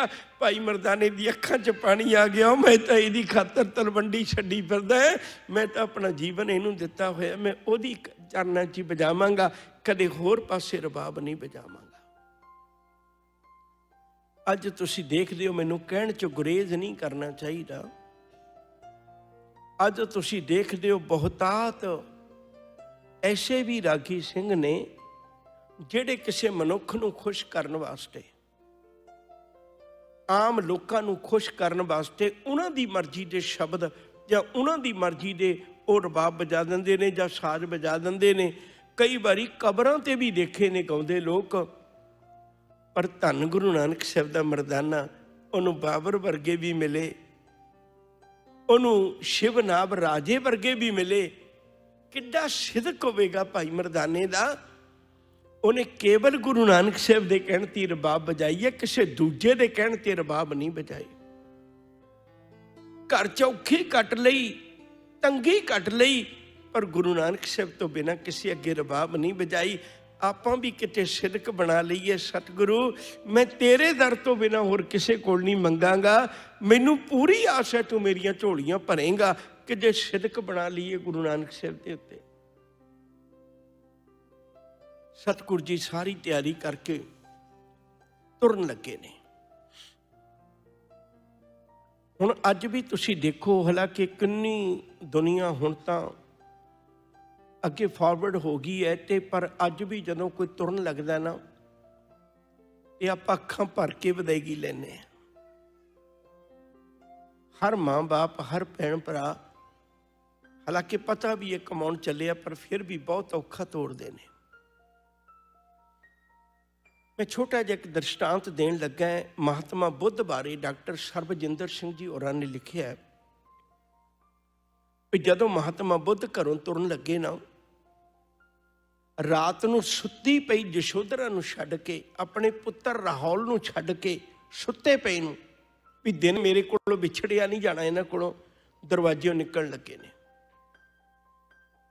ਦਰਵਾਜ਼ੇ ਕੋਲ ਜਾ ਕੇ ਮਨ ਵਿੱਚ ਵਿਚਾਰ ਬਣੀ, ਇੱਕ ਵਾਰੀ ਫਿਰ ਪਿਛਾਂ ਨੂੰ ਦੇਖ ਲਿਆ, ਪਿੱਛੇ ਨੂੰ ਦੇਖਿਆ, ਹਲਕਾ ਜਿਹਾ ਦੀਵਾ ਜਗਦਾ, ਉਹਦੇ 'ਚੋਂ ਆਪਣੀ ਘਰਵਾਲੀ ਤੇ ਆਪਣੇ ਪੁੱਤ ਦਾ ਚਿਹਰਾ ਵੇਖਿਆ। ਨਹੀਂ ਕਦਮ ਮੰਨੇ ਵੀ ਮੈਂ ਬਾਹਰ ਨਿਕਲ ਜਾਵਾਂ, ਵਾਪਸ ਆ ਗਏ। ਫਿਰ ਦੁਬਾਰੇ ਦੇਖਿਆ, ਫਿਰ ਮਨ ਹੱਥ ਲਾਉਣ ਲੱਗਿਆ, ਰੁਕ ਗਿਆ। ਨਹੀਂ, ਜੇ ਜਾਗ ਪਏ ਤੇਰੇ ਕੋਲੋਂ ਤੁਰਿਆ ਨਹੀਂ ਜਾਣਾ। 3 ਵਾਰੀ ਦਰਵਾਜ਼ੇ ਤੋਂ ਮੁੜਿਆ, 3 ਵਾਰੀ, ਆਖਰ ਤੀਜੀ ਵਾਰੀ ਫੈਸਲਾ ਕਰਕੇ ਨਿਕਲ ਗਏ। ਪਰ ਰਾਤ ਨੂੰ ਨਿਕਲੇ, ਸਵੇਰੇ ਅੱਖਾਂ ਦਾ ਸਾਹਮਣਾ ਨਹੀਂ ਹੋ ਸਕਦਾ। ਗੁਰੂ ਨਾਨਕ ਸਾਹਿਬ ਰਾਤ ਨੂੰ ਨਹੀਂ ਚੱਲੇ, ਚਿੱਟਾ ਦਿਨ ਹੈ। ਜਦੋਂ ਇਹ ਰੌਲਾ ਪਿਆ ਸੀ ਵੀ ਗੁਰੂ ਨਾਨਕ ਸਾਹਿਬ 3 ਦਿਨ ਪ੍ਰਗਟ ਨਹੀਂ ਹੋਏ, ਤਾਂ ਉਦੋਂ ਦੂਰੋਂ ਪਾਰੋਂ ਰਿਸ਼ਤੇਦਾਰ ਵੀ ਆ ਗਏ ਸਨ, ਕਿਉਂਕਿ ਉਹੋ ਜਿਹੀ ਗੱਲ ਸੁਣ ਕੇ ਰਿਸ਼ਤੇਦਾਰ ਆ ਹੀ ਜਾਂਦੇ ਨੇ। ਉਹਨਾਂ ਦਾ ਸਹੁਰਾ ਭਾਈ ਮੂਲ ਚੰਦ ਤੇ ਉਹਨਾਂ ਦੀ ਸੱਸ ਚੰਦੋ ਰਾਣੀ, ਉਹ ਵੀ ਆਏ ਹੋਏ ਨੇ। ਤੇ ਹੁਣ ਜੇ ਵੇਈ ਨਦੀ ਚੋਂ ਬਚ ਕੇ ਆਈ ਗਏ, ਤੇ ਉਹਨਾਂ ਨੇ ਇਵੇਂ ਦੀ ਤਿਆਰੀ ਕਰ ਲਈ, ਭਗਵੇਂ ਜੇ ਕੱਪੜੇ ਪਾ ਲਏ ਤੇ ਉਦਾਸੀਆਂ ਤੇ ਚੱਲੇ ਨੇ। 1507 ਦੀ ਗੱਲ ਹੈ। ਤੇ ਉਹਨਾਂ ਨੂੰ ਬੜਾ ਬੁਰਾ ਲੱਗਿਆ ਵੀ ਤੂੰ ਸਾਡੀ ਧੀ ਨਾਲ ਵਿਆਹ ਕਿਉਂ ਕਰਨਾ ਸੀ, ਜੇ ਫਕੀਰ ਹੀ ਬਣਨਾ ਸੀ। ਇਹ ਛੋਟੇ ਛੋਟੇ ਬੱਚੇ ਨੇ, ਉਹ ਕਈ ਕੁਛ ਕੌੜੇ ਸ਼ਬਦ ਬੋਲਦੇ ਨੇ, ਪਰ ਗੁਰੂ ਨਾਨਕ ਸਾਹਿਬ ਉਹਨਾਂ ਨੂੰ ਕੋਈ ਜਵਾਬ ਨਹੀਂ ਦਿੰਦੇ। ਸਬਰ, ਇਹਨਾਂ ਨੂੰ ਨਹੀਂ ਪਤਾ ਹਜੇ। ਬੇਬੇ ਨਾਨਕੀ ਵੀ ਕੋਲ ਖਲੋਤੇ ਨੇ, ਜਿਹੜੇ ਇੱਕ ਪਲ ਵੀ ਆਪਣੇ ਵੀਰੇ ਨੂੰ ਆਪਣੀ ਅੱਖਾਂ ਤੋਂ ਓਹਲੇ ਨਹੀਂ ਕਰਨਾ ਚਾਹੁੰਦੇ। ਭਾਈ ਜੈ ਰਾਮ ਜੀ ਵੀ ਖਲੋਤੇ ਨੇ, ਸੁਲੱਖਣੀ ਉਹਨਾਂ ਦੀ ਘਰਵਾਲੀ ਵੀ ਖਲੋਤੀ ਹੈ, ਆਪਣੇ 2 ਪੁੱਤ ਵੀ ਖਲੋਤੇ ਨੇ, ਬਾਬਾ ਸ਼੍ਰੀ ਚੰਦ ਤੇ ਲਖਮੀ ਦਾਸ ਜੀ। ਸੋਚ ਕੇ ਦੇਖੋ ਮਨਾ ਮੂਰਖਾ, ਤੇਰੇ ਵਰਗਿਆਂ ਨੂੰ ਸਿੱਖਿਆ ਦੇਣ ਵਾਸਤੇ ਅੱਜ ਗੁਰੂ ਸਾਰੇ ਪਿਆਰ ਬੰਧਨ ਤੋੜ ਕੇ ਸਾਨੂੰ ਗਲੇ ਲਾਉਣ ਵਾਸਤੇ ਤੁਰਨ ਲੱਗੇ ਨੇ। ਇੱਕ ਵਿਦਵਾਨ ਦਾ ਬੋਲ ਹੈ ਬੜਾ ਪਿਆਰਾ, ਸੁਲੱਖਣੀ ਜੀ ਕਹਿਣ ਲੱਗੇ, ਮੈਂ ਮਾਤਾ ਸੁਲੱਖਣੀ ਸ਼ਬਦ ਨਹੀਂ ਵਰਤ ਰਿਹਾ ਤਾਂ ਕਿ ਸਾਨੂੰ ਸਮਝਣਾ ਸੌਖਾ ਹੋ ਜਾਏ। ਸੁਲੱਖਣੀ ਜੀ ਕਹਿਣ ਲੱਗੇ ਵੀ ਗੁਰੂ ਨਾਨਕ ਸਾਹਿਬ ਜੀ, ਤੁਸੀਂ ਤਾਂ ਕਹਿੰਦੇ ਸੀ ਘਰ ਬੈਠੇ ਆ ਰੱਬ ਨੂੰ ਤੇ ਆਇਆ ਜਾ ਸਕਦਾ, ਹੁਣ ਬਾਹਰ ਕਿਉਂ ਚੱਲੇ ਹੋ? ਇਹ ਦੋ ਨੰਨੇ ਨੰਨੇ ਬੱਚੇ ਨੇ, ਇਹਨਾਂ ਨੂੰ ਬਾਪ ਦੀ ਲੋੜ ਹੈ। ਸਾਹਿਬ ਨੇ ਇੱਕ ਗੱਲ ਆਖੀ ਸੀ, ਕਹਿਣ ਲੱਗੇ ਸੁਲੱਖਣੀਏ ਇੱਕ ਗੱਲ ਧਿਆਨ ਨਾਲ ਸੁਣੀ, ਲੱਖਾਂ ਲੂਲੇ ਲੰਗੜੇ ਤੇ ਹੋਰ ਰੋਗੀ ਚੱਕ ਚੱਕ ਅੱਡੀਆਂ ਉਡੀਕ ਰਹੇ ਨੇ। ਤੇਰੇ ਦੋ ਤੇ ਮੇਰੇ ਨੇ ਲੱਖਾਂ ਬੱਚੇ ਦੁਖੀ ਹੋ ਕੇ ਅੱਜ ਉਡੀਕ ਰਹੇ ਨੇ। ਤੇਰੇ ਇਹਨਾਂ ਦੋ ਬੱਚਿਆਂ ਦੀ ਖਾਤਰ ਮੈਂ ਲੱਖਾਂ ਨੂੰ ਵੱਖ ਨਹੀਂ ਕਰ ਸਕਦਾ। ਤੂੰ ਦੋ ਦਾ ਦੁੱਖ ਨਹੀਂ ਜਰ ਸਕਦੀ, ਮੈਂ ਲੱਖਾਂ ਦਾ ਦੁੱਖ ਕਿਵੇਂ ਜਰ ਸਕਦਾ? ਤੇਰੇ ਕੋਲੋਂ ਦੋ ਦਾ ਦੁੱਖ ਨਹੀਂ ਜਰਿਆ ਜਾਂਦਾ, ਮੈਂ ਲੱਖਾਂ ਦਾ ਦੁੱਖ ਕਿਵੇਂ ਜਰਾਂਗਾ? ਮੇਰੇ ਕੋਲੋਂ ਨਹੀਂ ਵੇਖੇ ਜਾਂਦੇ ਲੋਕ, ਇਤਨੇ ਤਰਸਦੇ ਨੇ। ਬਾਝੋਂ ਗੁਰੂ ਗੁਬਾਰ ਹੈ ਕਰਦੀ ਸੁਣੀ ਲੁਕਾਈ। ਸਤਿਗੁਰੂ ਗੁਰੂ ਨਾਨਕ ਸਾਹਿਬ ਨੇ ਸਾਰਿਆਂ ਨੂੰ ਆਪੋ ਆਪਣੀਆਂ ਜ਼ਿੰਮੇਵਾਰੀਆਂ ਸੰਭਾਲ ਕੇ ਸੁਲਤਾਨਪੁਰ ਲੋਧੀ ਤੋਂ ਤੁਰ ਗਏ। ਮੇਰੇ ਕੋਲ ਸ਼ਬਦ ਨਹੀਂ। ਉਸ ਵੇਲੇ ਬੇਬੇ ਨਾਨਕੀ ਨੇ, ਭਾਈ ਜੈ ਰਾਮ ਨੇ, ਮਾਤਾ ਸੁਲੱਖਣੀ ਨੇ, ਉਹਦੇ ਬੱਚਿਆਂ ਨੇ ਉਸ ਜਾਂਦੇ ਗੁਰੂ ਨਾਨਕ ਸਾਹਿਬ ਨੂੰ ਧੱਕ ਕੇ ਭਾਈ ਮਰਦਾਨਾ ਜੀ ਦੇ ਸਮੇਤ ਕੀ ਮਹਿਸੂਸ ਕੀਤਾ ਹੋਵੇਗਾ, ਮੇਰੇ ਕੋਲੇ ਦੱਸਣ ਜੋਗੇ ਸ਼ਬਦ ਨਹੀਂ। ਇਤਨਾ ਅਮੀਰ ਪਟਵਾਰੀਆਂ ਦਾ ਪੁੱਤਰ ਸਾਡੇ ਵਰਗਿਆਂ ਦੇ ਦੁੱਖੜੇ ਆਪਣੀ ਝੋਲੀ ਪਾਉਣ ਵਾਸਤੇ ਤੁਰ ਪਏ ਨੇ। ਆਖਰ ਗੁਰੂ ਨਾਨਕ ਸਾਹਿਬ ਜੀ ਸਭ ਤੋਂ ਪਹਿਲਾਂ ਲਾਹੌਰ ਜਾਂਦੇ ਨੇ। ਤੁਹਾਨੂੰ ਕਦੇ ਵਕਤ ਮਿਲਿਆ ਤਲਵੰਡੀ ਤੋਂ, ਅੱਜ ਤਾਂ ਮੈਪ ਗੂਗਲ ਤੇ ਦੇਖਿਆ ਜਾ ਸਕਦਾ, ਇਹ ਲਾਹੌਰ ਆਏ। ਲਾਹੌਰ ਦੇ ਵਿੱਚ ਦੁਨੀ ਚੰਦ ਨਾਂ ਦਾ ਬੰਦਾ, ਉਦੋਂ ਉਹ ਆਪਣੇ ਪਿਓ ਦਾ ਸ਼ਰਾਧ ਕਰਨ ਲੱਗਾ, ਪਰ ਦੂਜੇ ਪਾਸੇ ਉਹਨੇ ਆਪਣੇ ਘਰ ਦੇ ਉੱਤੇ 7 ਝੰਡੇ ਲਾਏ ਹੋਏ ਨੇ। ਗੁਰੂ ਨਾਨਕ ਸਾਹਿਬ ਜੀ ਨਗਰ ਤੋਂ ਬਾਹਰ ਜਾ ਕੇ ਬਰਾਜਦੇ ਸਨ ਤਾਂ ਕਿ ਲੋਕ ਕੰਮ ਕਾਰ ਛੱਡ ਕੇ ਆ ਕੇ ਮੇਰੇ ਨਾਲ ਆਰਾਮ ਨਾਲ ਬੈਠ ਕੇ ਆ ਕੇ ਗੱਲ ਕਰਨ। ਤੇ ਜਦੋਂ ਸਿੱਖ ਸੰਗਤ ਇਕੱਠੀ ਹੋਈ, ਕੀਰਤਨ ਹੋਇਆ, ਉਦੋਂ ਦੁਨੀ ਚੰਦ ਆਇਆ। ਦੁਨੀ ਚੰਦ ਆਇਆ, ਉਹਨੇ ਦੇਖਿਆ ਵੀ ਮੈਂ ਵੀ ਜਾ ਕੇ ਮੱਥਾ ਟੇਕਾਵਾਂ। ਅਮੀਰ ਨੂੰ ਵੈਸੇ ਵੀ ਹੁੰਦਾ ਵੀ ਮੈਂ ਇਸ ਇਲਾਕੇ ਦਾ ਉੱਘਾ ਬੰਦਾ। ਜਦੋਂ ਆਇਆ ਗੁਰੂ ਨਾਨਕ ਸਾਹਿਬ ਨੇ ਬਚਨ ਆਖੇ, ਕਹਿਣ ਲੱਗੇ ਸੁਣਾ ਵੀ ਕੰਗਾਲ ਕੀ ਹਾਲ ਹੈ ਤੇਰਾ। ਉਹ ਬੜਾ ਹੈਰਾਨ ਹੋਇਆ, ਅੱਗੇ ਪਿੱਛੇ ਦੇਖਦਾ ਵੀ ਸ਼ਾਇਦ ਭੁਲੇਖਾ ਨਾ ਲੱਗਿਆ ਹੋਵੇ, ਕਿਸੇ ਹੋਰ ਨੂੰ ਦੇਖ ਕੇ ਨਾ ਕਿਹਾ ਹੋਵੇ। ਸਤਿਗੁਰਾਂ ਬਚਨ ਆਖੇ, ਕਹਿਣ ਲੱਗੇ ਮੈਂ ਤੈਨੂੰ ਇਹ ਪੁੱਛਦਾ ਦੁਨੀ ਚੰਦ, ਕੀ ਹਾਲ ਹੈ ਤੇਰਾ? ਬੜਾ ਕੰਗਾਲ ਬੰਦਾ ਹੈ ਤੂੰ ਇਸ ਇਲਾਕੇ ਦਾ। ਉਹ ਬੜਾ ਹੈਰਾਨ ਹੋਇਆ, ਕਹਿਣ ਲੱਗਿਆ ਸਤਿਗੁਰੂ ਬਾਬਾ ਜੀ ਫਿਰ ਤੁਹਾਨੂੰ ਪਤਾ ਨਹੀਂ, ਮੇਰੇ ਘਰ ਦੇ ਉੱਤੇ ਨਾ 7 ਝੰਡੇ। ਅੱਜ ਤਾਂ ਅਮੀਰਤ ਨੂੰ ਪ੍ਰਗਟ ਕਰਨ ਦੇ ਕਈ ਸਾਧਨ ਨੇ ਨਾ, ਉਦੋਂ ਅਮੀਰੀ ਨੂੰ ਪ੍ਰਗਟ ਕਰਨ ਦੇ ਕੋਈ ਸਾਧਨ ਨਹੀਂ ਸੀ ਹੁੰਦੇ। ਤੇ ਉਦੋਂ ਇਹੋ ਜਿਹੇ ਸਾਧਨ ਹੁੰਦੇ ਸਨ ਵੀ ਮੇਰੇ ਘਰ ਤਾਂ 7 ਝੰਡੇ ਲੱਗੇ ਹੋਏ ਨੇ, ਮੈਂ ਇੰਨਾ ਧਨ ਇਕੱਠਾ ਕੀਤਾ। ਸਾਹਿਬ ਕਹਿਣ ਲੱਗੇ ਫਿਰ ਤਾਂ ਬਹੁਤ ਵਧੀਆ ਹੋਇਆ, ਚਲੋ ਸਾਨੂੰ ਭੁਲੇਖਾ ਲੱਗ ਸਕਦਾ, ਤੇਰੇ ਕੋਲ ਇੰਨਾ ਧਨ ਦੌਲਤ ਹੈ, ਤੂੰ ਏਡਾ ਤਾਕਤਵਰ ਬੰਦਾ ਹੈ, ਤੇ ਇੱਕ ਸਾਡਾ ਛੋਟਾ ਜਿਹਾ ਕੰਮ ਕਰਦੀ। ਦੱਸੋ। ਕਹਿਣ ਲੱਗੇ ਆ ਸੂਈ ਹੈ ਮੇਰੇ ਕੋਲ, ਇਹ ਕਿਤੇ ਕਿਸੇ ਜਗ੍ਹਾ ਤੇ ਡਿੱਗ ਨਾ ਪਵੇ, ਛੋਟੀ ਜੀ ਹੈ, ਤੇ ਇਹ ਸਾਂਭ ਕੇ ਰੱਖਣੀ ਹੈ। ਜਦੋਂ ਕਿਤੇ ਪਰਲੋਕ ਗਏ ਤੇ ਤੁਹਾਨੂੰ ਇਸ ਦੁਨੀਆ ਤੋਂ ਜਾਣ ਦਾ ਵਕਤ ਆਇਆ, ਉਦੋਂ ਇਹ ਨਾਲ ਲੈ ਜਾਈਂ ਤੇ ਮੈਨੂੰ ਅੱਗੇ ਪਕੜਾ ਦੇ। ਉਹਦੇ ਹੁਣ ਮੱਤ ਦੇ ਉੱਤੇ ਪਰਦਾ ਪਿਆ ਹੋਇਆ। ਉਹ ਕਹਿਣ ਲੱਗਿਆ ਵੀ ਗੱਲ ਹੀ ਕੋਈ ਨਹੀਂ, ਇਹ ਤਾਂ ਬਹੁਤ ਸੌਖੀ ਜੀ ਗੱਲ ਹੈ। ਸੂਈ ਲੈ ਕੇ ਆ ਗਿਆ, ਖੁਸ਼ ਹੈ ਵੀ ਗੁਰੂ ਨਾਨਕ ਸਾਹਿਬ ਨੇ ਮੈਨੂੰ ਸੇਵਾ ਦਿੱਤੀ ਤੇ ਬਾਕੀਆਂ ਨੂੰ ਸੇਵਾ ਨਹੀਂ ਦਿੱਤੀ, ਮੈਂ ਕਿੱਡਾ ਭਰੋਸੇਯੋਗ ਬੰਦਾ। ਸੂਈ ਲੈ ਕੇ ਆ ਗਿਆ, ਘਰਵਾਲੀ ਨੂੰ ਆਖਿਆ, ਕਹਿੰਦਾ ਵੀ ਸੂਈ ਪਕੜ ਸਾਂਭ ਕੇ ਰੱਖੀ। ਕਹਿਣ ਲੱਗੀ ਵੀ ਐਡੀ ਵੀ ਕਿਹੜੀ ਖਾਸ ਗੱਲ ਹੈ ਸੂਈ 'ਚ ਜਿਹੜੀ ਸਾਂਭ ਕੇ ਰੱਖਣੀ ਹੈ। ਉਹ ਕਹਿਣ ਲੱਗੇ ਗੁਰੂ ਨਾਨਕ ਸਾਹਿਬ ਦੀ ਸੂਈ ਹੈ। ਕਹਿਣ ਲੱਗੇ ਵੀ ਇਹਦੀ ਕੀ ਖੂਬੀ ਹੈ। ਕਹਿਣ ਲੱਗੇ ਜਦੋਂ ਮੈਂ ਦੁਨੀਆ ਤੋਂ ਜਾਵਾਂ ਤੇ ਇਹ ਮੇਰੇ ਨਾਲ ਰੱਖ ਦੇਈਂ। ਉਹ ਕਹਿਣ ਲੱਗੀ ਭਲਿਆ ਤੇਰਾ ਤਾਂ ਸਰੀਰ ਵੀ ਇੱਥੇ ਰਹਿ ਜਾਣਾ, ਸੂਈ ਕਿੱਥੇ ਜਾਣੀ ਤੇਰੇ ਨਾਲ। ਕਹਿਣ ਲੱਗੇ ਕੋਈ ਗੱਲ ਨਹੀਂ, ਜੇ ਮੇਰੇ ਨਾਲ ਨਹੀਂ ਜਾ ਸਕਦੀ ਕਿਸੇ ਨੌਕਰ ਹੱਥ ਭੇਜਦੀ। ਕਹਿਣ ਲੱਗੀ ਉੱਥੇ ਨੌਕਰ ਵੀ ਨਹੀਂ ਜਾਂਦਾ, ਸਾਥ ਨੌਕਰ ਵੀ ਨਹੀਂ ਦਿੰਦਾ। ਕਹਿਣ ਲੱਗੇ ਨੌਕਰ ਨੂੰ ਕੋਈ ਨਹੀਂ ਜਾਣ ਦੇਗਾ, ਤੈਨੂੰ ਤਾਂ ਕੋਈ ਨਹੀਂ ਰੋਕ ਸਕਦਾ, ਤੈਨੂੰ ਤਾਂ ਸਾਰੇ ਹੀ ਜਾਣਦੇ ਨੇ ਵੀ ਦੁਨੀ ਚੰਦ ਦੀ ਘਰ ਵਾਲੀ ਐਡਾ ਅਮੀਰ ਬੰਦਾ ਵਾ, ਤੈਨੂੰ ਕਿਹਨੇ ਰੋਕਣਾ। ਉਹ ਕਹਿਣ ਲੱਗੀ ਸਜਣਾ ਉੱਥੇ ਘਰ ਵਾਲੀਆਂ ਦੇ ਵੀ ਸਾਥ ਨਹੀਂ ਹੁੰਦੇ, ਕੋਈ ਨਹੀਂ ਕਿਸੇ ਨਾਲ ਜਾਂਦਾ। ਕਹਿਣ ਲੱਗੇ ਇਹਦਾ ਮਤਲਬ ਸੂਈ, ਕਹਿਣ ਲੱਗੇ ਨਹੀਂ ਨਾਲ ਜਾਣੀ। ਜਦੋਂ ਬੰਦਾ ਆਪਣੇ ਜ਼ਿੰਦਗੀ 'ਚ ਹਾਰ ਮੰਨ ਜਾਏ ਨਾ ਤੇ ਕਦਮਾਂ 'ਚੋਂ ਤੇਜ਼ੀ ਨਹੀਂ ਰਹਿੰਦੀ। ਹਾਰੇ ਜੇ ਕਦਮਾਂ ਨਾਲ ਗੁਰੂ ਨਾਨਕ ਸਾਹਿਬ ਜੀ ਦੇ ਚਰਨਾਂ 'ਚ ਆਇਆ। ਸਾਹਿਬ ਆਖਣ ਲੱਗੇ ਮੁੜ ਆਏ ਹੈ। ਕਹਿਣ ਲੱਗੇ ਸਤਿਗੁਰੂ ਸੂਈ ਇੱਥੇ ਹੀ ਲੈ ਲਓ। ਕਹਿਣ ਲੱਗੇ ਕਿਉਂ। ਕਹਿਣ ਲੱਗੇ ਸੂਈ ਨਾਲ ਨਹੀਂ ਜਾਣੀ। ਕਹਿੰਦੇ ਜਿਹੜੇ 7 ਝੰਡੇ ਲਾਏ ਨੇ। ਕਹਿਣ ਲੱਗੇ ਪਾਤਸ਼ਾਹ ਪਤਾ ਅੱਜ ਲੱਗਿਆ, ਪਤਾ ਅੱਜ ਲੱਗਿਆ। ਗੁਰੂ ਨਾਨਕ ਸਾਹਿਬ ਜੀ ਨੇ ਸੂਈ ਦੇ ਕੇ, ਯਾਦ ਰੱਖਿਓ ਜੀ ਸੂਈ ਕਿਉਂ ਦਿੱਤੀ, ਹੋਰ ਵੀ ਕੋਈ ਚੀਜ਼ ਦਿੱਤੀ ਜਾ ਸਕਦੀ ਸੀ, ਨਾਲ ਤਾਂ ਕੋਈ ਵੀ ਚੀਜ਼ ਨਹੀਂ ਜਾਣੀ। ਪਰ ਯਾਦ ਰੱਖਿਓ ਸੂਈ ਜੋੜਦੀ ਹੈ, ਕੈਂਚੀ ਤੋੜਦੀ ਹੈ। ਸਿਆਣੇ ਲੋਕਾਂ ਨੇ ਸੂਈ ਸੁਹਾਗਾ ਸੁਰਤ ਜਨ ਤਿੰਨੇ ਕਰਨ ਮਿਲਾਪ,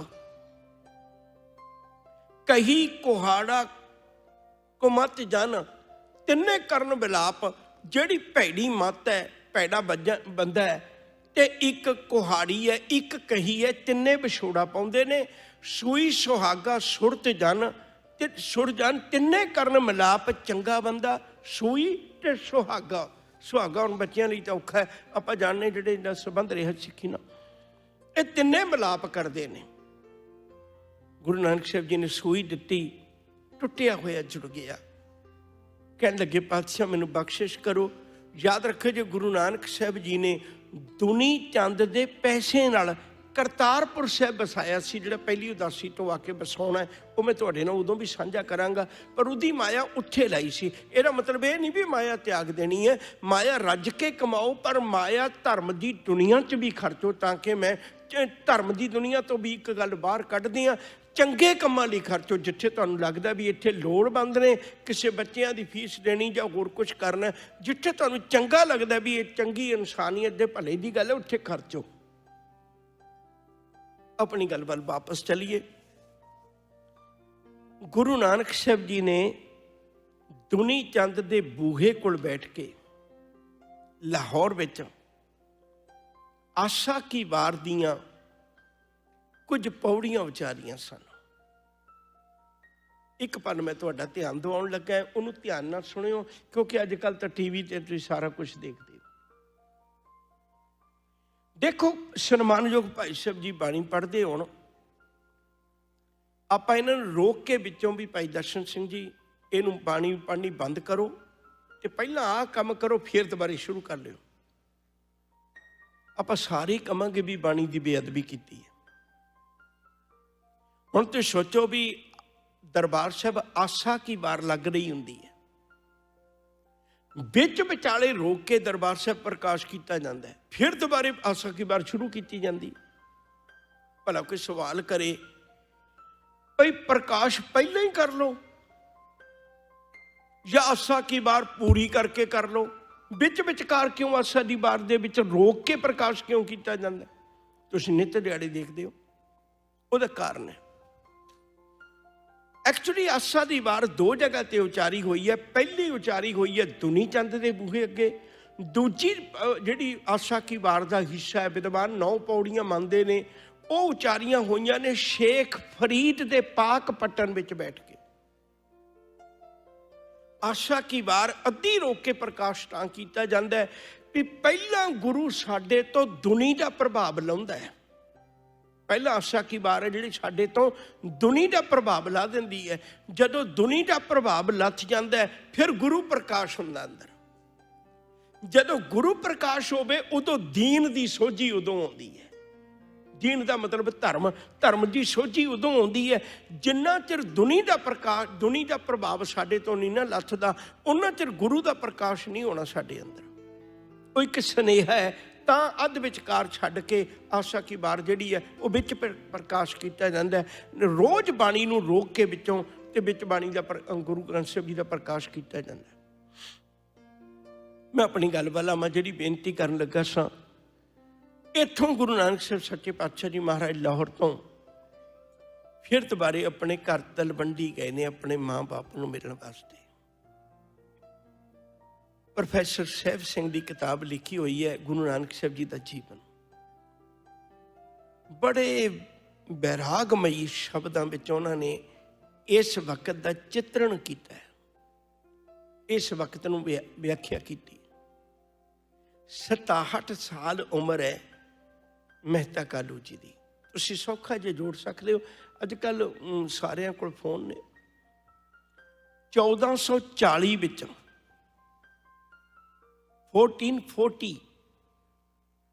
1440 ਵਿੱਚ ਗੁਰੂ ਨਾਨਕ ਸਾਹਿਬ ਜੀ ਦੇ ਪਿਤਾ ਮਹਿਤਾ ਕਾਲੂ ਜੀ ਦਾ ਜਨਮ ਹੈ। ਤੇ ਜਿਹੜੀ ਉਦਾਸੀ ਤੇ ਸਤਿਗੁਰੂ ਚੱਲੇ ਨੇ ਇਹ 1507 1507 ਵਿੱਚ ਸਤਿਗੁਰੂ ਉਦਾਸੀ ਤੇ ਚੱਲੇ ਨੇ। 40 ਵਿੱਚ 60 ਜਮ੍ਹਾਂ ਕਰ ਦਈਏ, 1500। 1440 ਵਿੱਚ 60 ਜਮ੍ਹਾਂ ਕਰ ਦਈਏ 1500, ਤੇ 1507 ਵਿੱਚ ਉਦਾਸੀ ਤੇ ਚੱਲੇ ਨੇ। 7 ਸਾਲ ਹੋਰ ਜਮ੍ਹਾਂ ਕਰ ਦਈਏ, 67 ਸਾਲ ਦੀ ਉਮਰ ਹੈ। 67 ਸਾਲ ਦੀ ਉਮਰ ਵਿੱਚ ਬਜ਼ੁਰਗ ਹੋਏ, ਪਿਆਰ ਵਾਲੇ ਮਹਿਤਾ ਕਾਲੂ ਜੀ। ਤੇ ਨਾਲ ਉਹਨਾਂ ਦੇ ਯਾਦ ਰੱਖਿਓ ਜੇ ਸਾਡੇ ਸਮਾਜ ਵਿੱਚ 3 ਕੁ ਸਾਲ ਦੇ ਨੇੜੇ, 2, 3, 4 ਸਾਲ ਦੇ ਨੇੜੇ ਤੇੜੇ ਇਸਤਰੀ ਦੀ ਉਮਰ ਘੱਟ ਹੁੰਦੀ ਹੈ। ਤੇ ਮਾਤਾ ਤ੍ਰਿਪਤਾ ਦੀ ਉਮਰ ਲਾ ਲਓ, ਜੇ ਉਹਨਾਂ ਦੀ 67 ਸਾਲ ਦੀ ਹੈ ਤੇ 63, 64 ਸਾਲ ਦੀ ਉਮਰ, 65 ਸਾਲ ਦੀ ਉਹਨਾਂ ਦੀ ਵੀ ਹੋਏਗੀ। ਸੋਚ ਕੇ ਦੇਖੋ, ਅੱਜ ਉਹਨਾਂ ਦਾ ਪੁੱਤ ਪਰਦੇਸੀ ਤੁਰ ਚੱਲਾ ਹੋਵੇ ਔਰ ਇੰਨੇ ਸਮੇਂ ਤੋਂ ਬਾਅਦ, ਪੌਣੇ 3 ਸਾਲਾਂ ਤੋਂ ਬਾਅਦ ਮਾਂ ਨੇ ਉਹਨੂੰ ਵੇਖਿਆ ਹੋਵੇ ਤੇ ਇਸ ਭਗਵੇਂ ਰੂਪ 'ਚ ਵੇਖਿਆ ਹੋਵੇ। ਉਹਦਾ ਪੁੱਤ ਕਮਾਊ ਪੁੱਤ ਸੀ, ਆਪਣੀ ਕਬੀਲਦਾਰੀ ਨੂੰ ਸਾਂਭੀ ਬੈਠਾ ਸੀ। ਇੱਕੋ ਇੱਕ ਪੁੱਤ ਹੋਵੇ, ਪਰਦੇਸੀ ਤੁਰ ਚੱਲਾ ਹੋਵੇ। ਮਹਿਤਾ ਕਾਲੂ ਦੀਆਂ ਅੱਖਾਂ 'ਚ ਵੀ ਪਾਣੀ ਹੈ, ਮਾਂ ਤ੍ਰਿਪਤਾ ਦੀਆਂ ਅੱਖਾਂ 'ਚ ਵੀ ਪਾਣੀ ਹੈ। ਭਾਈ ਮਰਦਾਨਾ ਵੀ ਆਪਣੇ ਪਰਿਵਾਰ ਨੂੰ ਮਿਲਿਆ। ਗੁਰੂ ਨਾਨਕ ਸਾਹਿਬ ਜੀ ਨੇ ਭਾਈ ਮਰਦਾਨੇ ਦੇ ਪਰਿਵਾਰ ਨੂੰ ਵੀ ਕਿਹਾ ਵੀ ਕਿਸੇ ਦੁੱਖ ਸੁੱਖ ਵੇਲੇ ਇਹਨਾਂ ਦੀ ਮਦਦ ਕਰਿਓ। ਯਾਦ ਰੱਖਿਓ ਜੇ ਜਦੋਂ ਤੁਰਨ ਲੱਗੇ ਨੇ, ਸਾਹਿਬ ਨੇ ਅੱਗੇ ਵੱਧ ਕੇ ਪਹਿਲਾਂ ਆਪਣੇ ਬਾਪੂ ਦੇ, ਆਪਣੇ ਪਿਤਾ ਦੀਆਂ ਅੱਖਾਂ ਦੇ ਅੱਥਰੂ ਪੂੰਝੇ, ਫਿਰ ਦੁਬਾਰੇ ਆਪਣੀ ਮਾਂ ਨੂੰ ਗਲਵੱਕੜੀ 'ਚ ਲਿਆ। ਜਦੋਂ ਉਹਦੇ ਅੱਥਰੂ ਪੂੰਝੇ, ਮਾਂ ਗਲਵੱਕੜੀ 'ਚ ਪੈ ਕੇ ਫੁੱਟ ਫੁੱਟ ਕੇ ਰੋਈ। ਕਹਿੰਦੀ, ਪੁੱਤ ਕੁਝ ਦਿਨ ਪਹਿਲਾਂ ਹੀ ਤੇਰਾ ਬਾਪੂ ਇੱਕ ਗੱਲ ਕਹਿੰਦਾ ਸੀ, ਕੁਝ ਦਿਨ ਪਹਿਲਾਂ ਹੀ ਤੇਰਾ ਬਾਪੂ ਗੱਲਾਂ ਕਰਦਾ ਸੀ। ਭਾਵ ਮਹਿਤਾ ਕਾਲੂ ਜੀ ਸੇ ਪੁੱਛਣ ਲੱਗੇ, ਮਾਂ ਕੀ ਕਹਿੰਦੇ ਸਨ? ਕਹਿਣ ਲੱਗੀ, ਪੁੱਤ ਤੇਰਾ ਬਾਪੂ ਕਹਿੰਦਾ ਸੀ ਸਾਰੀ ਜ਼ਿੰਦਗੀ ਨਾਨਕ ਸਾਡੇ ਤੋਂ ਦੂਰ ਦੂਰ ਹੀ ਰਿਹਾ, ਪਰ ਚਲੋ ਮੈਨੂੰ ਜਦੋਂ ਦਾ ਮੈਂ ਤਲਵੰਡੀ ਗਿਆ, ਮੈਨੂੰ ਗੁਰੂ ਨਾਨਕ ਸਾਹਿਬ ਦੀ ਮਹਿਮਾ ਦਾ ਪਤਾ ਲੱਗ ਗਿਆ। ਹੁਣ ਜਦੋਂ ਕਦੇ ਨਾਨਕ ਮਿਲੇ ਤ੍ਰਿਪਤਾ ਤੋਂ ਉਹਨੂੰ ਇੱਕ ਗੱਲ ਕਮੀ, ਉਹਨੂੰ ਇਹ ਗੱਲ ਕਵੀ ਵੀ ਮੈਂ ਸਾਰੀ ਜ਼ਿੰਦਗੀ ਦੁੱਖਾਂ ਸੁੱਖਾਂ ਵਿੱਚ ਕੱਟ ਲਈ, ਤੂੰ ਦੂਰ ਦੂਰ ਰਿਹਾ, ਪਰ ਹੁਣ ਮੇਰਾ ਬੁਢਾਪਾ ਹੈ ਤੇ ਮੇਰੇ ਬੁਢਾਪੇ ਵੇਲੇ ਜਦੋਂ ਮੈਂ ਇਸ ਦੁਨੀਆ ਤੋਂ ਜਾਵਾਂ, ਮੈਂ ਦੁੱਖਾਂ ਦੇ ਕੰਧਿਆਂ ਤੇ ਨਾ ਜਾਵਾਂ, ਮੈਂ ਆਪਣੇ ਪੁੱਤ ਦੇ ਕੰਧੇ ਉੱਤੇ ਜਾਵਾਂ ਤੇ ਮੈਨੂੰ ਆਖਰੀ ਵੇਲੇ ਅਰਥੀ ਨੂੰ ਮੋਢਾ ਦੇਣ ਵਾਸਤੇ ਆ ਜਾਏ। ਮੈਂ ਤਾਂ ਰੋਨੀ ਹੈ ਪੁੱਤ ਵੇ, 67 ਸਾਲ ਤੇਰੇ ਬਾਪ ਦੀ ਉਮਰ ਹੈ, ਤੂੰ ਪਰਦੇਸੀ ਤੁਰ ਚੱਲਿਆ ਤੇ ਵੀ ਨਹੀਂ ਦੱਸਦਾ ਮੈਂ ਕਦੋਂ ਮੁੜਨਾ ਹੈ। ਤੇ ਜੇ ਕੁਛ ਐਸਾ ਭਾਣਾ ਵਰਤ ਗਿਆ, ਸਾਹਿਬ ਨੇ ਗਲਵੱਕੜੀ ਪਾਈ, ਦੋਨਾਂ ਨੂੰ ਪਿਆਰ ਨਾਲ ਕਿਹਾ, ਕਹਿਣ ਲੱਗੇ ਮਾਂ ਹੋਰ ਤੇ ਸ਼ਾਇਦ ਮੈਂ ਤੁਹਾਡੀ ਖਾਹਿਸ਼ ਕੋਈ ਪੂਰੀ ਨਹੀਂ ਕਰ ਸਕਿਆ, ਪਰ ਇਹ ਮੇਰਾ ਵਾਅਦਾ ਹੈ ਵੀ ਜਦੋਂ ਆਖਰੀ ਵਕਤ ਆਏਗਾ ਮੈਂ ਤੁਹਾਡੇ ਕੋਲ ਹੋਵਾਂਗਾ, ਇਹਨੂੰ ਮਿਲ ਜਾਏਗਾ ਸਦਾ। ਸਤਿਗੁਰੂ ਤੁਰ ਪਏ। ਭਾਈ ਮਰਦਾਨਾ ਜੀ ਨਾਲ ਨੇ। ਦੂਰ ਤੱਕ ਮਾਂ ਦੀਆਂ ਅੱਖਾਂ ਆਪਣੇ ਪੁੱਤ ਨੂੰ ਜਾਂਦਿਆਂ ਵੇਖਦੀਆਂ ਰਹੀਆਂ। ਦੂਰ ਤੱਕ ਪਿਤਾ ਵੇਖਦਾ ਰਿਹਾ। ਸ਼ਾਇਦ ਆਪਣੇ ਕੋਲ ਤਾਂ ਇਹੋ ਜਿਹੇ ਸ਼ਬਦ ਵੀ ਨਹੀਂ, ਪਤਾ ਨਹੀਂ ਰੱਬ ਜਾਣੇ ਉਹਨਾਂ ਨੇ ਉਸ ਵਕਤ ਨੂੰ ਕਿਵੇਂ ਸਹਾਰਿਆ ਹੋਵੇਗਾ। ਸਾਹਿਬ ਜਾਂਦਿਆਂ, ਕਿਉਂਕਿ ਹੁਣ ਇੱਥੇ ਥੋੜੀ ਜਿਹੀ ਇੱਕ ਗੱਲ ਸਮਝ ਲੈਣਾ ਪਿਆਰ ਨਾਲ। ਮੈਂ ਦੋ ਕੁ ਬੇਨਤੀਆਂ ਤੁਹਾਡੇ ਚਰਨਾਂ ਵਿੱਚ ਕਰਾਂ ਹਟ ਕੇ ਗੱਲ ਤੋਂ।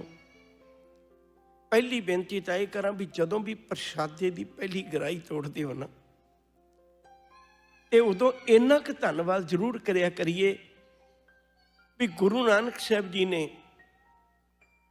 ਮੈਨੂੰ ਪ੍ਰਸ਼ਾਦਾ ਦੇਣ ਵਾਸਤੇ ਮੂੰਹ ਤੇ ਚਪੇੜਾਂ ਤੱਕ ਖਾ ਲਈਆਂ ਸੀ। ਉਹ ਦਰਦ ਨੂੰ ਮਹਿਸੂਸ ਕਰਿਆ ਕਰੀਏ। ਅਸੀਂ ਨਾ ਸ਼ੁਕਰੇ ਹਾਂ, ਕਦੇ ਮਹਿਸੂਸ ਨਹੀਂ ਕਰਦੇ। ਦੂਜੀ ਗੱਲ ਇਹ ਮਹਿਸੂਸ ਕਰਿਆ ਕਰੀਏ ਵੀ ਮੈਂ ਅੱਜ ਮਾਣ ਕਰਾਂ, ਮੈਂ ਇਹੋ ਜਿਹੇ ਧਰਮ ਵਿੱਚ ਜਨਮ ਮੈਨੂੰ ਮਿਲਿਆ ਹੈ ਜਿਹੜੇ ਗੁਰੂ ਨਾਨਕ ਸਾਹਿਬ ਨੇ ਸਮੁੱਚੀ ਮਾਨਵਤਾ ਦੇ ਉਧਾਰ ਲਈ ਆਪਣੇ ਘਰ ਦੇ ਸੁੱਖਾਂ ਨੂੰ ਤਿਆਗ ਦਿੱਤਾ ਸੀ।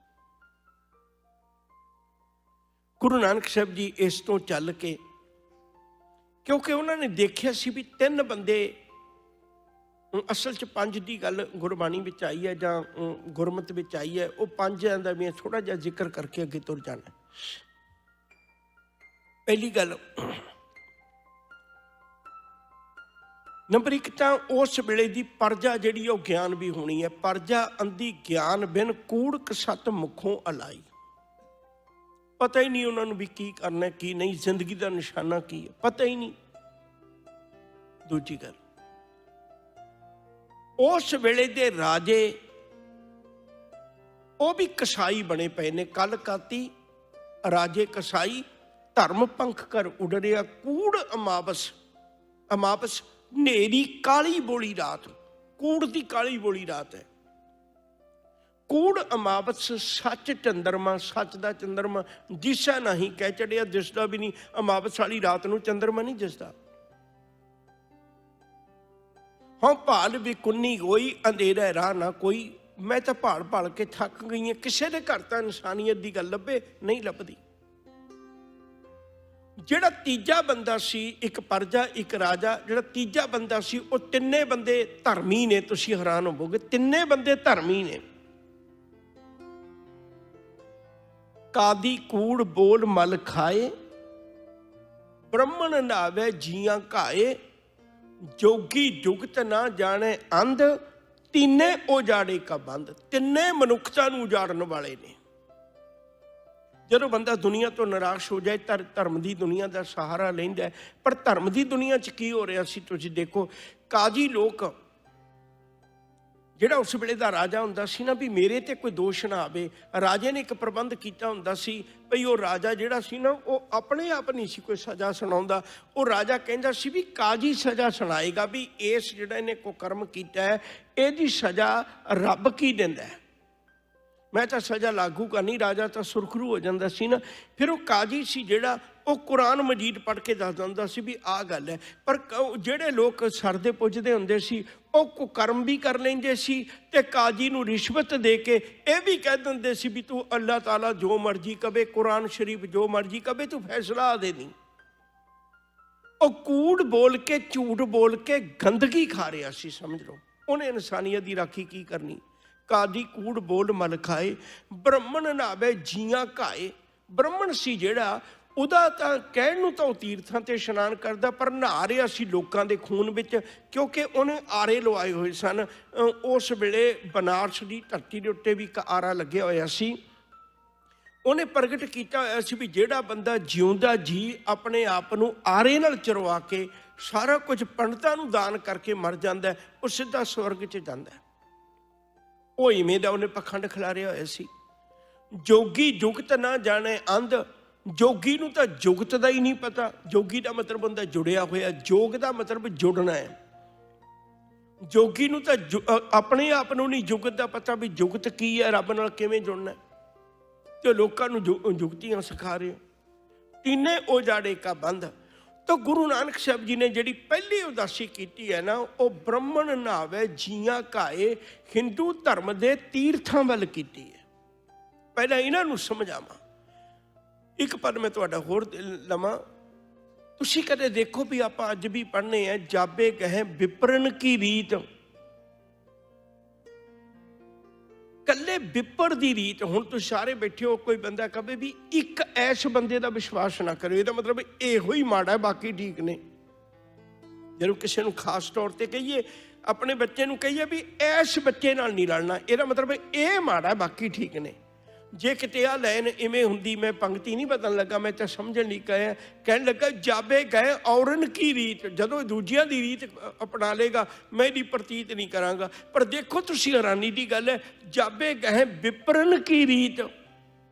ਕੇਵਲ ਵਿਪਰ ਦੀ ਰੀਤ ਦਾ ਜ਼ਿਕਰ ਕੀਤਾ। ਕਿਉਂ? ਕਿਉਂਕਿ ਬਾਕੀ ਸਾਹਮਣੇ ਟੱਕਰਦੇ ਨੇ, ਪਰ ਇਹ ਅੰਦਰ ਖਾਤੇ ਟੱਕਰਦਾ ਹੈ। ਇਹ ਜੜਾਂ ਪੋਲੀਆਂ ਅੰਦਰੋਂ ਕਰਦਾ ਹੈ। ਵਿਪਰ ਦੀ ਰੀਤ ਅੰਦਰੋਂ ਪੋਲਾ ਕਰਦੀ ਹੈ। ਬਾਹਰੀ ਮੁਸਲਮਾਨ ਹੈ ਜਾਂ ਹੋਰ ਨੇ, ਜੋਗੀ ਨੇ, ਹੋਰ ਨੇ, ਉਹ ਬਾਹਰੋਂ ਟੱਕਰਦੇ ਨੇ। ਬਾਹਰਲੇ ਦੁਸ਼ਮਣ ਨੂੰ ਪਛਾਣਨਾ ਸੌਖਾ ਹੁੰਦਾ, ਉਹਦੀ ਕੋਈ ਏਡੀ ਵੱਡੀ ਗੱਲ ਨਹੀਂ ਹੁੰਦੀ, ਜਿੰਨੀ ਅੰਦਰੂਨੀ ਬੰਦੇ ਨੂੰ ਸਮਝਣਾ ਔਖਾ ਹੁੰਦਾ। ਉਹ ਤਾਂ ਮੇਰੀ ਭੇਸ 'ਚ ਬੈਠਾ। ਜਾਬੇ ਗਏ ਵਿਪਰਨ ਕੀ ਰੀਤ। ਤੋਂ ਬੇਨਤੀ ਕਰਨ ਲੱਗਾ ਸਾਂ, ਗੁਰੂ ਨਾਨਕ ਸਾਹਿਬ ਜੀ ਨੇ ਜਿਹੜੀ ਪਹਿਲੀ ਉਦਾਸੀ ਦੇ ਪਹਿਲਾ ਪੜਾਅ ਕੀਤਾ, ਉਹ ਹਰਿਦੁਆਰ।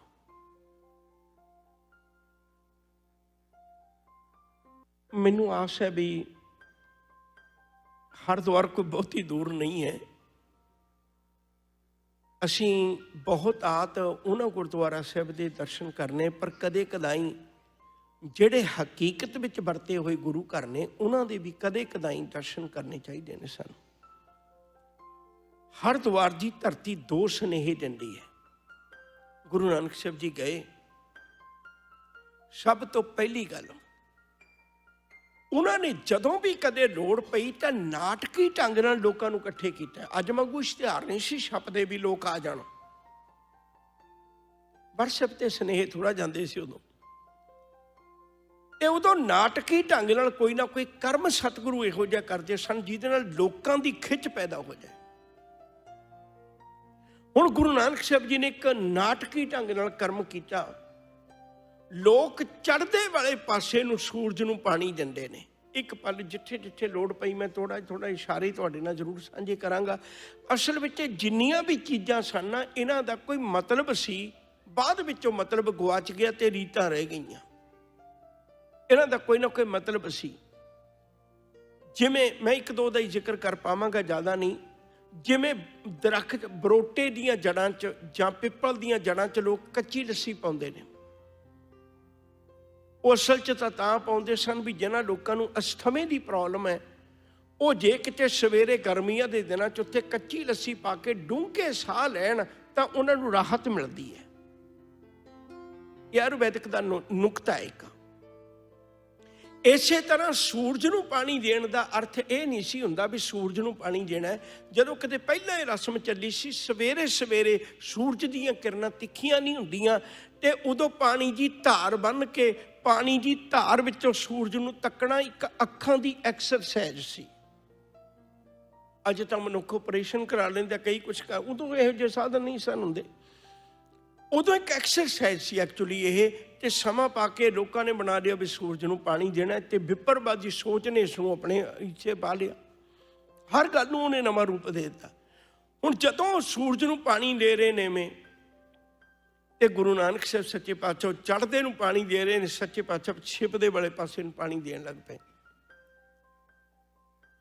ਉਹ ਲੋਕ ਬੜੇ ਹੈਰਾਨ ਹੋਏ। ਪਹਿਲਾਂ ਤਾਂ 2-4 ਨੇ ਦੇਖਿਆ, ਫਿਰ 5-7, 10, 20 ਬੰਦੇ ਇਕੱਠੇ ਹੋ ਗਏ।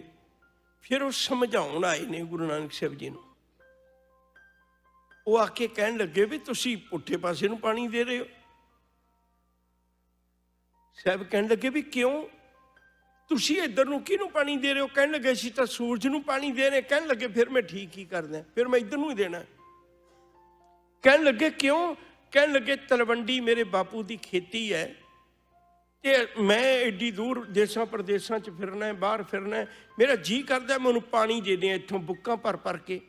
ਉਹ ਸਾਰੇ ਖੂਬ ਖਿੜਖੜਾ ਕੇ ਅਸੀਂ ਵੀ ਇੱਥੋਂ ਤੇਰੇ ਬੁੱਕਾਂ ਦਾ ਡੋਲਿਆ ਪਾਣੀ ਤੇਰੀ ਤਲਵੰਡੀ ਦੀ ਧਰਤੀ ਤੱਕ ਪਹੁੰਚ ਜਾਏਗਾ। ਕਹਿਣ ਲੱਗੇ ਤੁਹਾਨੂੰ ਦੇਖ ਕੇ ਯਕੀਨ ਬਣਿਆ, ਪਹਿਲਾਂ ਤਾਂ ਮੈਨੂੰ ਵੀ ਯਕੀਨ ਨਹੀਂ ਸੀ ਵੀ ਪਹੁੰਚ ਜਾਏਗਾ, ਪਰ ਮੈਨੂੰ ਤੁਹਾਨੂੰ ਦੇਖ ਕੇ ਯਕੀਨ ਬਣ ਗਿਆ। ਕਹਿਣ ਲੱਗੇ ਕਿਉਂ? ਕਹਿਣ ਲੱਗੇ ਮੇਰੀ ਤਾਂ ਜ਼ਮੀਨ ਇਸੇ ਧਰਤੀ ਤੇ ਹੈ, ਤੁਹਾਡਾ ਸੂਰਜ ਤਾਂ ਇਸ ਧਰਤੀ ਤੇ ਵੀ ਨਹੀਂ ਹੈ, ਕਰੋੜਾਂ ਮੀਲਾਂ ਦੀ ਦੂਰੀ ਤੇ ਹੈ, ਤੇ ਜੇ ਤੁਹਾਡਾ ਛਿੱਟਿਆ ਪਾਣੀ ਉਹ ਸੂਰਜ ਤੱਕ ਪਹੁੰਚ ਸਕਦਾ ਤਾਂ ਮੇਰਾ ਸੁੱਟਿਆ ਪਾਣੀ ਮੇਰੀ ਖੇਤੀ ਤੱਕ ਕਿਉਂ ਨਹੀਂ ਪਹੁੰਚੇਗਾ? ਹੁਣ ਏਡੀ ਵੱਡੀ ਦਲੀਲ ਸੀ ਇਹ ਜਿਹੜੀ ਆਮ ਬੰਦੇ ਦੇ ਸਮਝ ਵਿੱਚ ਆ ਜਾਂਦੀ। ਬਾਕੀ ਗੱਲ ਤਾਂ ਠੀਕ ਹੈ, ਸੂਰਜ ਤਾਂ ਇਸ ਧਰਤੀ ਤੇ ਵੀ ਨਹੀਂ ਰਹਿੰਦਾ।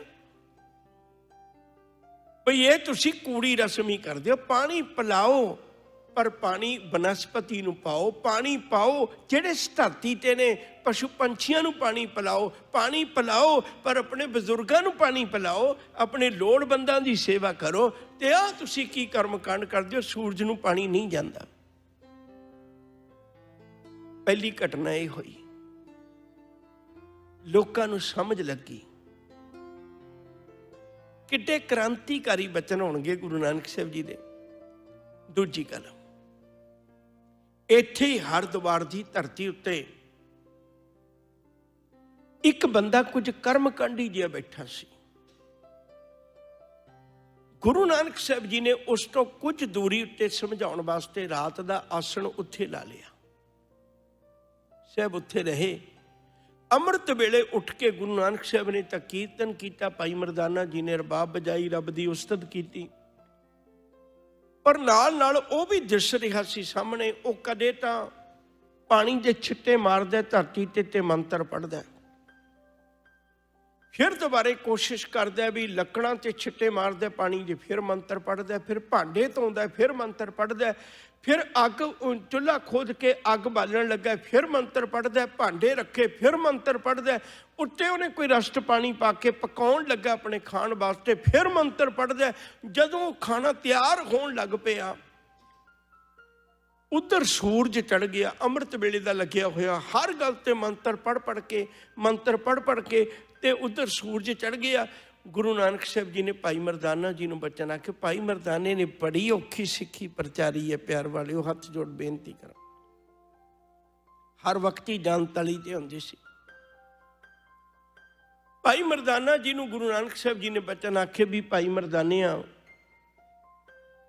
ਉਹ ਸਿੱਧਾ ਜਾ ਕੇ ਨਾ ਚੜ੍ਹਦੇ ਵਾਲੇ ਪਾਸੇ ਨੂੰ ਖਲੋ ਕੇ ਇਸ ਫਕੀਰ ਕੋਲੋਂ ਅੱਗ ਮੰਗੀ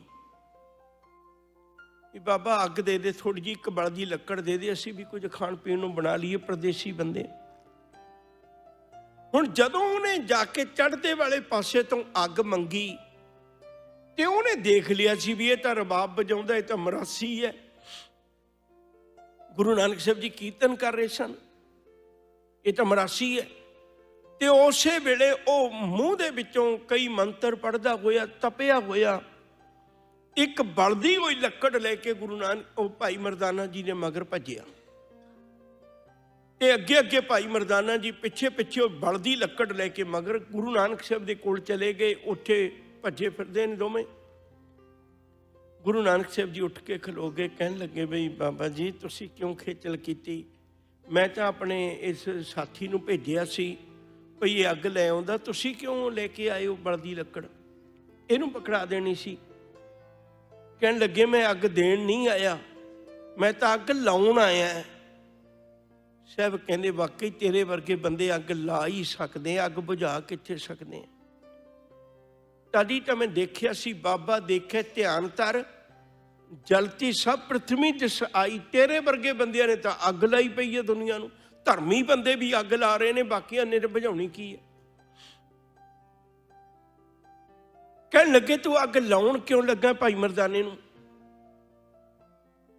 ਕਹਿਣ ਲੱਗੇ ਤਾਂ ਅੱਗ ਲਾਉਣ ਲੱਗਾ ਵੀ ਇਹ ਜਾਤ ਦਾ ਮਰਾਸੀ, ਇਹਦੇ ਪਰਛਾਵੇਂ ਨੇ। ਮੈਂ ਕਿਹੜੇ ਵੇਲੇ ਦੇ ਮੰਤਰ ਪੜ੍ਹ ਪੜ੍ਹ ਕੇ ਖਾਣਾ ਬਣਾਉਣ ਲੱਗਿਆ ਹੋਇਆ, ਇਹਦੇ ਪਰਛਾਵੇਂ ਨੇ ਮੇਰਾ ਸਾਰੇ ਦਾ ਸਾਰਾ ਕੁਝ ਹੀ ਬਰਬਾਦ ਕਰ ਦਿੱਤਾ। ਕਿੰਨੇ ਵੇਲੇ ਦੇ ਪੜ੍ਹੇ ਹੋਏ ਮੰਤਰ ਮੇਰੇ ਤਬਾਹ ਕਰ ਦਿੱਤੇ। ਮੈਂ ਫਿਰ ਦੁਬਾਰੇ ਬੇਨਤੀ ਕਰਾਂ, ਇਹ ਗੁਰੂ ਨਾਨਕ ਸਾਹਿਬ ਦਾ ਢੰਗ ਸੀ, ਬੜੇ ਨਾਟਕੀ ਢੰਗ ਨਾਲ ਗੱਲ ਕਰਦੇ ਸਨ, ਬੰਦੇ ਦਾ ਧਿਆਨ ਖਿੱਚਿਆ ਜਾਂਦਾ ਸੀ। ਸਾਹਿਬ ਨੇ ਉਸੇ ਵੇਲੇ ਭਾਈ ਮਰਦਾਨੇ ਨੂੰ ਝਿੜਕਿਆ, ਉਹਨੂੰ ਤਾਂ ਕੁਛ ਨਾ ਕਿਹਾ, ਭਾਈ ਮਰਦਾਨੇ ਨੂੰ ਝਿੜਕਿਆ। ਕਹਿਣ ਲੱਗੇ, ਮਰਦਾਨਿਆ ਤੈਨੂੰ ਕਿੰਨੀ ਵਾਰੀ ਸਮਝਾਉਣਾ, ਤੂੰ ਨਹੀਂ ਹਟਦਾ ਨਾ ਗਲਤੀ ਕਰਨ ਤੋਂ। ਤੈਨੂੰ ਗਲਤੀ ਨਹੀਂ ਸੀ ਕਰਨੀ ਚਾਹੀਦੀ। ਜੋਗੀ ਵੀ ਧਿਆਨ ਨਾਲ ਸੁਣਨ ਲੱਗ ਪਿਆ ਵੀ ਮੇਰੀ ਹਮਾਇਤ ਕਰ ਰਹੇ ਨੇ। ਕਹਿਣ ਲੱਗੇ, ਮਰਦਾਨਿਆ ਤੈਨੂੰ ਕਿੰਨੀ ਵਾਰੀ ਕਿਹਾ ਸੀ, ਇਸ ਵਿਚਾਰੇ ਦਾ ਧਰਮ ਦੇਖ ਕਿੱਡਾ ਨਾਜ਼ੁਕ ਹੈ। ਅੰਮ੍ਰਿਤ ਵੇਲੇ ਤੋਂ ਲੱਗਿਆ ਹੋਇਆ ਸਾਰੇ ਮੰਤਰ ਪੜ੍ਹਨ, ਤੇ ਇਹਦੇ ਸਾਰੇ ਦੇ ਸਾਰੇ ਮੰਤਰ ਤੇਰੇ ਕੱਲੇ ਪਰਛਾਵੇਂ ਨੇ ਬਰਬਾਦ ਕਰ ਦਿੱਤੇ। ਇਹਦਾ ਏਡਾ ਨਾਜ਼ੁਕ ਧਰਮ ਹੈ ਬੰਦੇ ਦਾ। ਆ ਤਾਂ ਸ਼ੁਕਰ ਹੈ ਰੱਬ ਦਾ ਵੀ ਹਜੇ ਇਹਦੇ ਕੋਲ ਜ਼ਿੰਦਗੀ ਹੈ, ਚੱਲ ਵਿਚਾਰਾ ਦੁਬਾਰੇ ਪੜ੍ਹ ਲਏਗਾ। ਜੇ ਕਿਤੇ ਸਾਰੀ ਜ਼ਿੰਦਗੀ ਮੰਤਰ ਪੜ੍ਹਦਾ ਰਿਹਾ, ਉਧਰ ਮਰਨ ਲੱਗਾ ਹੋਵੇ ਤੇ ਤੇਰੇ ਵਰਗੇ ਬੰਦੇ ਦਾ ਪਰਛਾਵਾਂ ਪੈ ਜਾਏ ਤਾਂ ਸਾਰੀ ਜ਼ਿੰਦਗੀ ਗਈ ਨਾ ਜੀ। ਤਾਂ ਤੇਰਾ ਤਾਂ ਧਰਮ ਇਹੋ ਜਿਹਾ, ਤੂੰ ਕਿਸੇ ਦੇ ਘਰ ਵੀ ਜਾਵੇਂ ਤੇ ਤੇਰਾ ਤਾਂ ਧਰਮ ਟੁੱਟਦਾ ਕੋਈ ਨਹੀਂ, ਤੇਰਾ ਤਾਂ ਧਰਮ ਬਰਬਾਦ ਕੋਈ ਨਹੀਂ ਹੁੰਦਾ। ਤੂੰ ਗਰੀਬਾਂ ਦੇ ਘਰ ਜਾਵੇਂ, ਤੂੰ ਅਮੀਰਾਂ ਦੇ ਘਰ ਜਾਵੇਂ, ਤੂੰ ਸ਼ੂਦਰਾਂ ਦੇ ਘਰ ਜਾਵੇਂ, ਤੂੰ ਉੱਚ ਬ੍ਰਾਹਮਣਾਂ ਦੇ ਘਰ ਜਾਵੇਂ, ਤੇਰਾ ਤਾਂ ਧਰਮ ਟੁੱਟਦਾ ਕੋਈ ਨਹੀਂ ਨਾ। ਪਰ ਇਸ ਵਿਚਾਰੇ ਦਾ ਏਡਾ ਨਾਜ਼ੁਕ ਧਰਮ ਸੀ, ਤੇਰੇ ਪਰਛਾਵੇਂ ਨਾਲ ਹੀ ਟੁੱਟ ਗਿਆ। ਤੈਨੂੰ ਨਹੀਂ ਸੀ ਜਾਣਾ ਚਾਹੀਦਾ। ਉਹਨੇ ਲੱਕੜ ਵਗਾ ਕੇ ਮਾਰੀ। ਸਾਹਿਬ ਕਹਿਣ ਲੱਗੇ, ਫਕੀਰ ਸਾਈਂ ਕੀ ਗੱਲ ਹੋ ਗਈ? ਕਹਿਣ ਲੱਗੇ, ਸਤਿਗੁਰੂ ਮੈਨੂੰ ਵੀ ਨਹੀਂ ਸੀ ਪਤਾ ਮੇਰਾ ਧਰਮ ਏਡਾ ਨਾਜ਼ੁਕ ਹੈ। ਵਾਕਈ ਏਡਾ ਨਾਜ਼ੁਕ ਧਰਮ ਹੈ ਜਿਹੜਾ ਪਰਛਾਵਿਆਂ ਨਾਲ ਹੀ ਟੁੱਟ ਜਾਂਦਾ ਹੈ। ਦਾਤਿਆ ਮੈਨੂੰ ਵੀ ਭਾਈ ਮਰਦਾਨੇ ਵਰਗਾ ਧਰਮ ਦੇ ਦੇ ਜਿਹੜਾ ਕਿਤੇ ਵੀ ਨਹੀਂ ਟੁੱਟਦਾ। ਗੁਰੂ ਨਾਨਕ ਸਾਹਿਬ ਕਹਿਣ ਲੱਗੇ, ਆਹ ਭਾਈ ਮਰਦਾਨਿਆ ਇਹ ਤਾਂ ਅੱਗ ਲਾਉਣ ਆਇਆ ਸੀ, ਪਰ ਆਪਾਂ ਇਹਦੇ ਅੰਦਰ ਦੀ ਅੱਗ ਬੁਝਾ ਦਈਏ। ਇਹਨੂੰ ਦੱਸੀਏ ਵੀ ਹਰਿਦੁਆਰ ਨਾਂ ਹੈ ਇਸ ਅਸਥਾਨ ਦਾ। ਹਰਿਦੁਆਰ ਦਾ ਅਰਥ ਹੁੰਦਾ ਹਰੀ ਦਾ ਦਰਵਾਜ਼ਾ।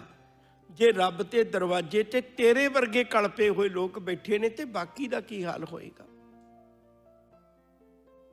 ਗੁਰੂ ਨਾਨਕ ਸਾਹਿਬ ਜੀ ਨੇ ਚੌਂਕੜਾ ਮਾਰਿਆ, ਭਾਈ ਮਰਦਾਨੇ ਨੇ ਰਬਾਬ ਪਕੜੀ।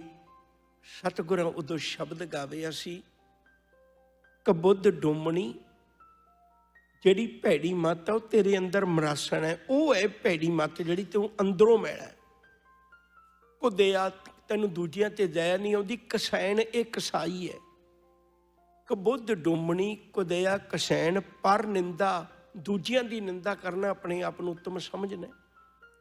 ਘੱਟ ਚੂੜੀ ਇਹ ਤੇਰੇ ਹਿਰਦੇ 'ਚ ਚੂੜੀ ਭਾਵ ਨੀਚ ਕਰਮ ਕਰਨ ਵਾਲੀ ਹੈ। ਕਬੁੱਧ ਡੋਮਣੀ ਕੁਦਿਆ ਕਸੈਣ, ਪਰ ਨਿੰਦਾ ਘੱਟ ਚੂੜੀ। ਮੁੱਠੀ, ਮੁੱਠੀ ਦਾ ਮਤਲਬ ਠੱਗੀ ਹੋਈ। ਕ੍ਰੋਧ ਚੰਡਾਲ, ਕ੍ਰੋਧ ਚੰਡਾਲ ਨੇ ਤੈਨੂੰ ਅੰਦਰੋਂ ਲੁੱਟਿਆ ਪਿਆ। ਮੁੱਠੀ ਕ੍ਰੋਧ ਚੰਡਾਲ। ਕਾਰੀ ਕੱਢੀ ਕਿਆਥੀ ਹੈ, ਬਾਹਰੀ ਤੌਰ ਤੇ ਕਾਰਾਂ ਕੱਢੀ ਜਾਂਦਾ, ਜਾਂ ਚਾਰੇ ਬੈਠੀਆਂ ਨਾਲ ਇਹ ਤੇਰੇ ਅੰਦਰ ਤਾਂ ਬੈਠੀਆਂ ਨੇ, ਅੰਦਰੋਂ ਤਾਂ ਤੂੰ ਇੰਨਾ ਮੈਲਾ ਹੈ। ਸਤਿਗੁਰੂ ਜੀ ਦੇ ਚਰਨਾਂ ਵਿੱਚ ਜੁੜ ਕੇ ਉਹਨੇ ਸਿੱਖੀ ਧਾਰਨ ਕੀਤੀ ਤੇ ਸਿੱਖੀ ਦਾ ਪ੍ਰਚਾਰਕ ਬਣਿਆ। ਗੁਰੂ ਨਾਨਕ ਸਾਹਿਬ ਜੀ ਨੇ ਹਰਿਦੁਆਰ ਦੀ ਧਰਤੀ ਤੇ ਇੱਕ ਬੜੇ ਅਜੀਬ ਕਿਸਮ ਦਾ ਸੁਨੇਹਾ ਮਨੁੱਖਤਾ ਨੂੰ ਬਖਸ਼ਿਸ਼ ਕੀਤਾ ਸੀ, ਤਾਂ ਕਿ ਸਾਨੂੰ ਇਹ ਸਮਝ ਲੱਗ ਜਾਏ, ਸਾਨੂੰ ਇਸ ਗੱਲ ਦੀ ਵਿਚਾਰ ਆ ਜਾਏ ਭਈ ਬਾਹਰੀ ਤੌਰ ਤੇ ਸਫਾਈ ਰੱਖਣੀ ਬਹੁਤ ਜ਼ਰੂਰੀ ਹੈ। ਸਫਾਈ ਰੱਖਣੀ ਬਹੁਤ ਜ਼ਰੂਰੀ ਹੈ। ਪਰ ਜੇ ਮੈਂ ਸੋਚਾਂ ਵੀ ਕਿਸੇ ਦੇ ਪਰਛਾਵਿਆਂ ਨਾਲ ਵੀ ਮੇਰਾ ਧਰਮ ਟੁੱਟ ਜਾਂਦਾ ਹੈ, ਉਹ ਧਰਮ ਨਹੀਂ ਹੋ ਸਕਦਾ, ਉਹ ਭਰਮ ਹੋ ਸਕਦਾ ਹੈ।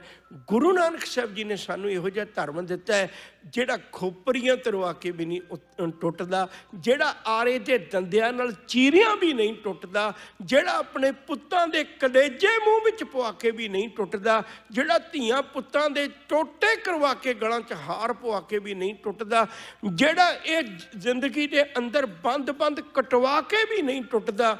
ਗੁਰੂ ਨਾਨਕ ਸਾਹਿਬ ਨੇ ਸਾਨੂੰ ਉਹ ਧਰਮ ਦਿੱਤਾ ਸੀ। ਉਹ ਧਰਮ ਨਹੀਂ ਸੀ ਦਿੱਤਾ ਜਿਹੜਾ ਕਿਸੇ ਦੇ ਨਿੱਛ ਮਾਰਿਆਂ, ਜਿਹੜਾ ਕਿਸੇ ਦੇ ਪਰਛਾਵਾਂ ਪਿਆ। ਜਿਹੜਾ ਕਿਸੇ ਦੇ ਟੋਕਿਆਂ ਟੁੱਟ ਜਾਏ। ਸਾਡਾ ਧਰਮ ਗੁਰੂ ਸਾਹਿਬ ਨੇ ਬੜਾ ਪੱਕਾ ਬਖਸ਼ਿਸ਼ ਕੀਤਾ ਹੈ। ਗੁਰੂ ਕਿਰਪਾ ਕਰੇ ਅਸੀਂ ਗੁਰੂ ਨਾਨਕ ਸਾਹਿਬ ਦੇ ਦੱਸੇ ਹੋਏ ਰਾਹ ਤੇ ਤੁਰ ਪਈਏ। 4 ਉਦਾਸੀਆਂ ਨੇ।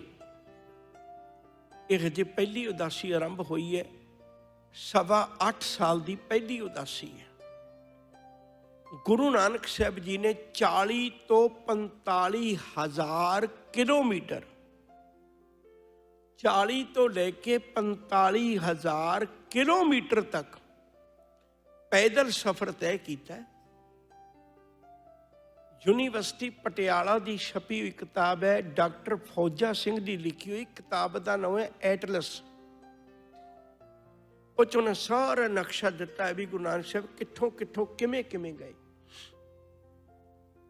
ਸੋਚ ਕੇ ਦੇਖੋ, ਇਸ ਪਹਿਲੀ ਉਦਾਸੀ 8.25 ਸਾਲ ਦੀ ਹੈ। ਬਹੁਤ ਲੰਮਾ ਪੈਂਡਾ ਗੁਰੂ ਨਾਨਕ ਸਾਹਿਬ ਜੀ ਨੇ ਆਪਣੇ ਪੈਰਾਂ ਨਾਲ ਤੁਰ ਕੇ ਸਫ਼ਰ ਤੈਅ ਕੀਤਾ ਹੋਇਆ।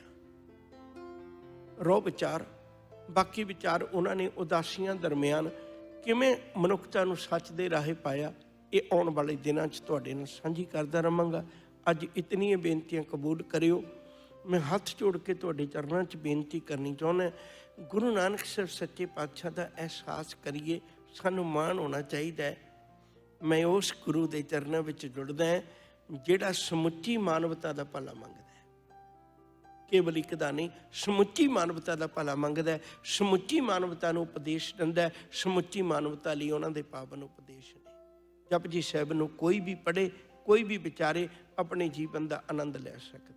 ਇਤਨੀਆਂ ਬੇਨਤੀਆਂ ਕਬੂਲ ਕਰਿਓ। ਭੁੱਲਾਂ ਚੁੱਕਾਂ ਦੀ ਖਿਮਾ। ਧੰਨਵਾਦ, ਆਪ ਜੀ ਦਾ ਵਕਤ ਨਾਲ ਆ ਗਏ ਹੋ। ਫੋਨ ਵੀ ਅੱਜ ਬੰਦ ਰੱਖੇ ਨੇ ਤੁਸੀਂ ਭਾਈ ਸਾਹਿਬ ਦਾ ਆਖਾਂ ਮੰਨਿਆ। ਤੇ ਬੇਨਤੀ ਹੈ ਵੀ ਕੱਲ੍ਹ ਵੀ ਕੋਸ਼ਿਸ਼ ਕਰਿਓ, ਜੇ ਕਿਤੇ ਆਪਾਂ ਵਕਤ ਨਾਲ ਆ ਕੇ ਗੁਰੂ ਸਾਹਿਬ ਦੇ ਪਵਿੱਤਰ ਬਚਨਾਂ ਦੀ ਵਿਚਾਰ ਨੂੰ ਸਰਵਣ ਕਰ ਸਕੀਏ। ਅਦਬ ਸਤਿਕਾਰ ਨਾਲ ਆਖੋ ਜੀ ਵਾਹਿਗੁਰੂ ਜੀ ਕਾ ਖਾਲਸਾ, ਵਾਹਿਗੁਰੂ ਜੀ ਕੀ ਫਤਿਹ।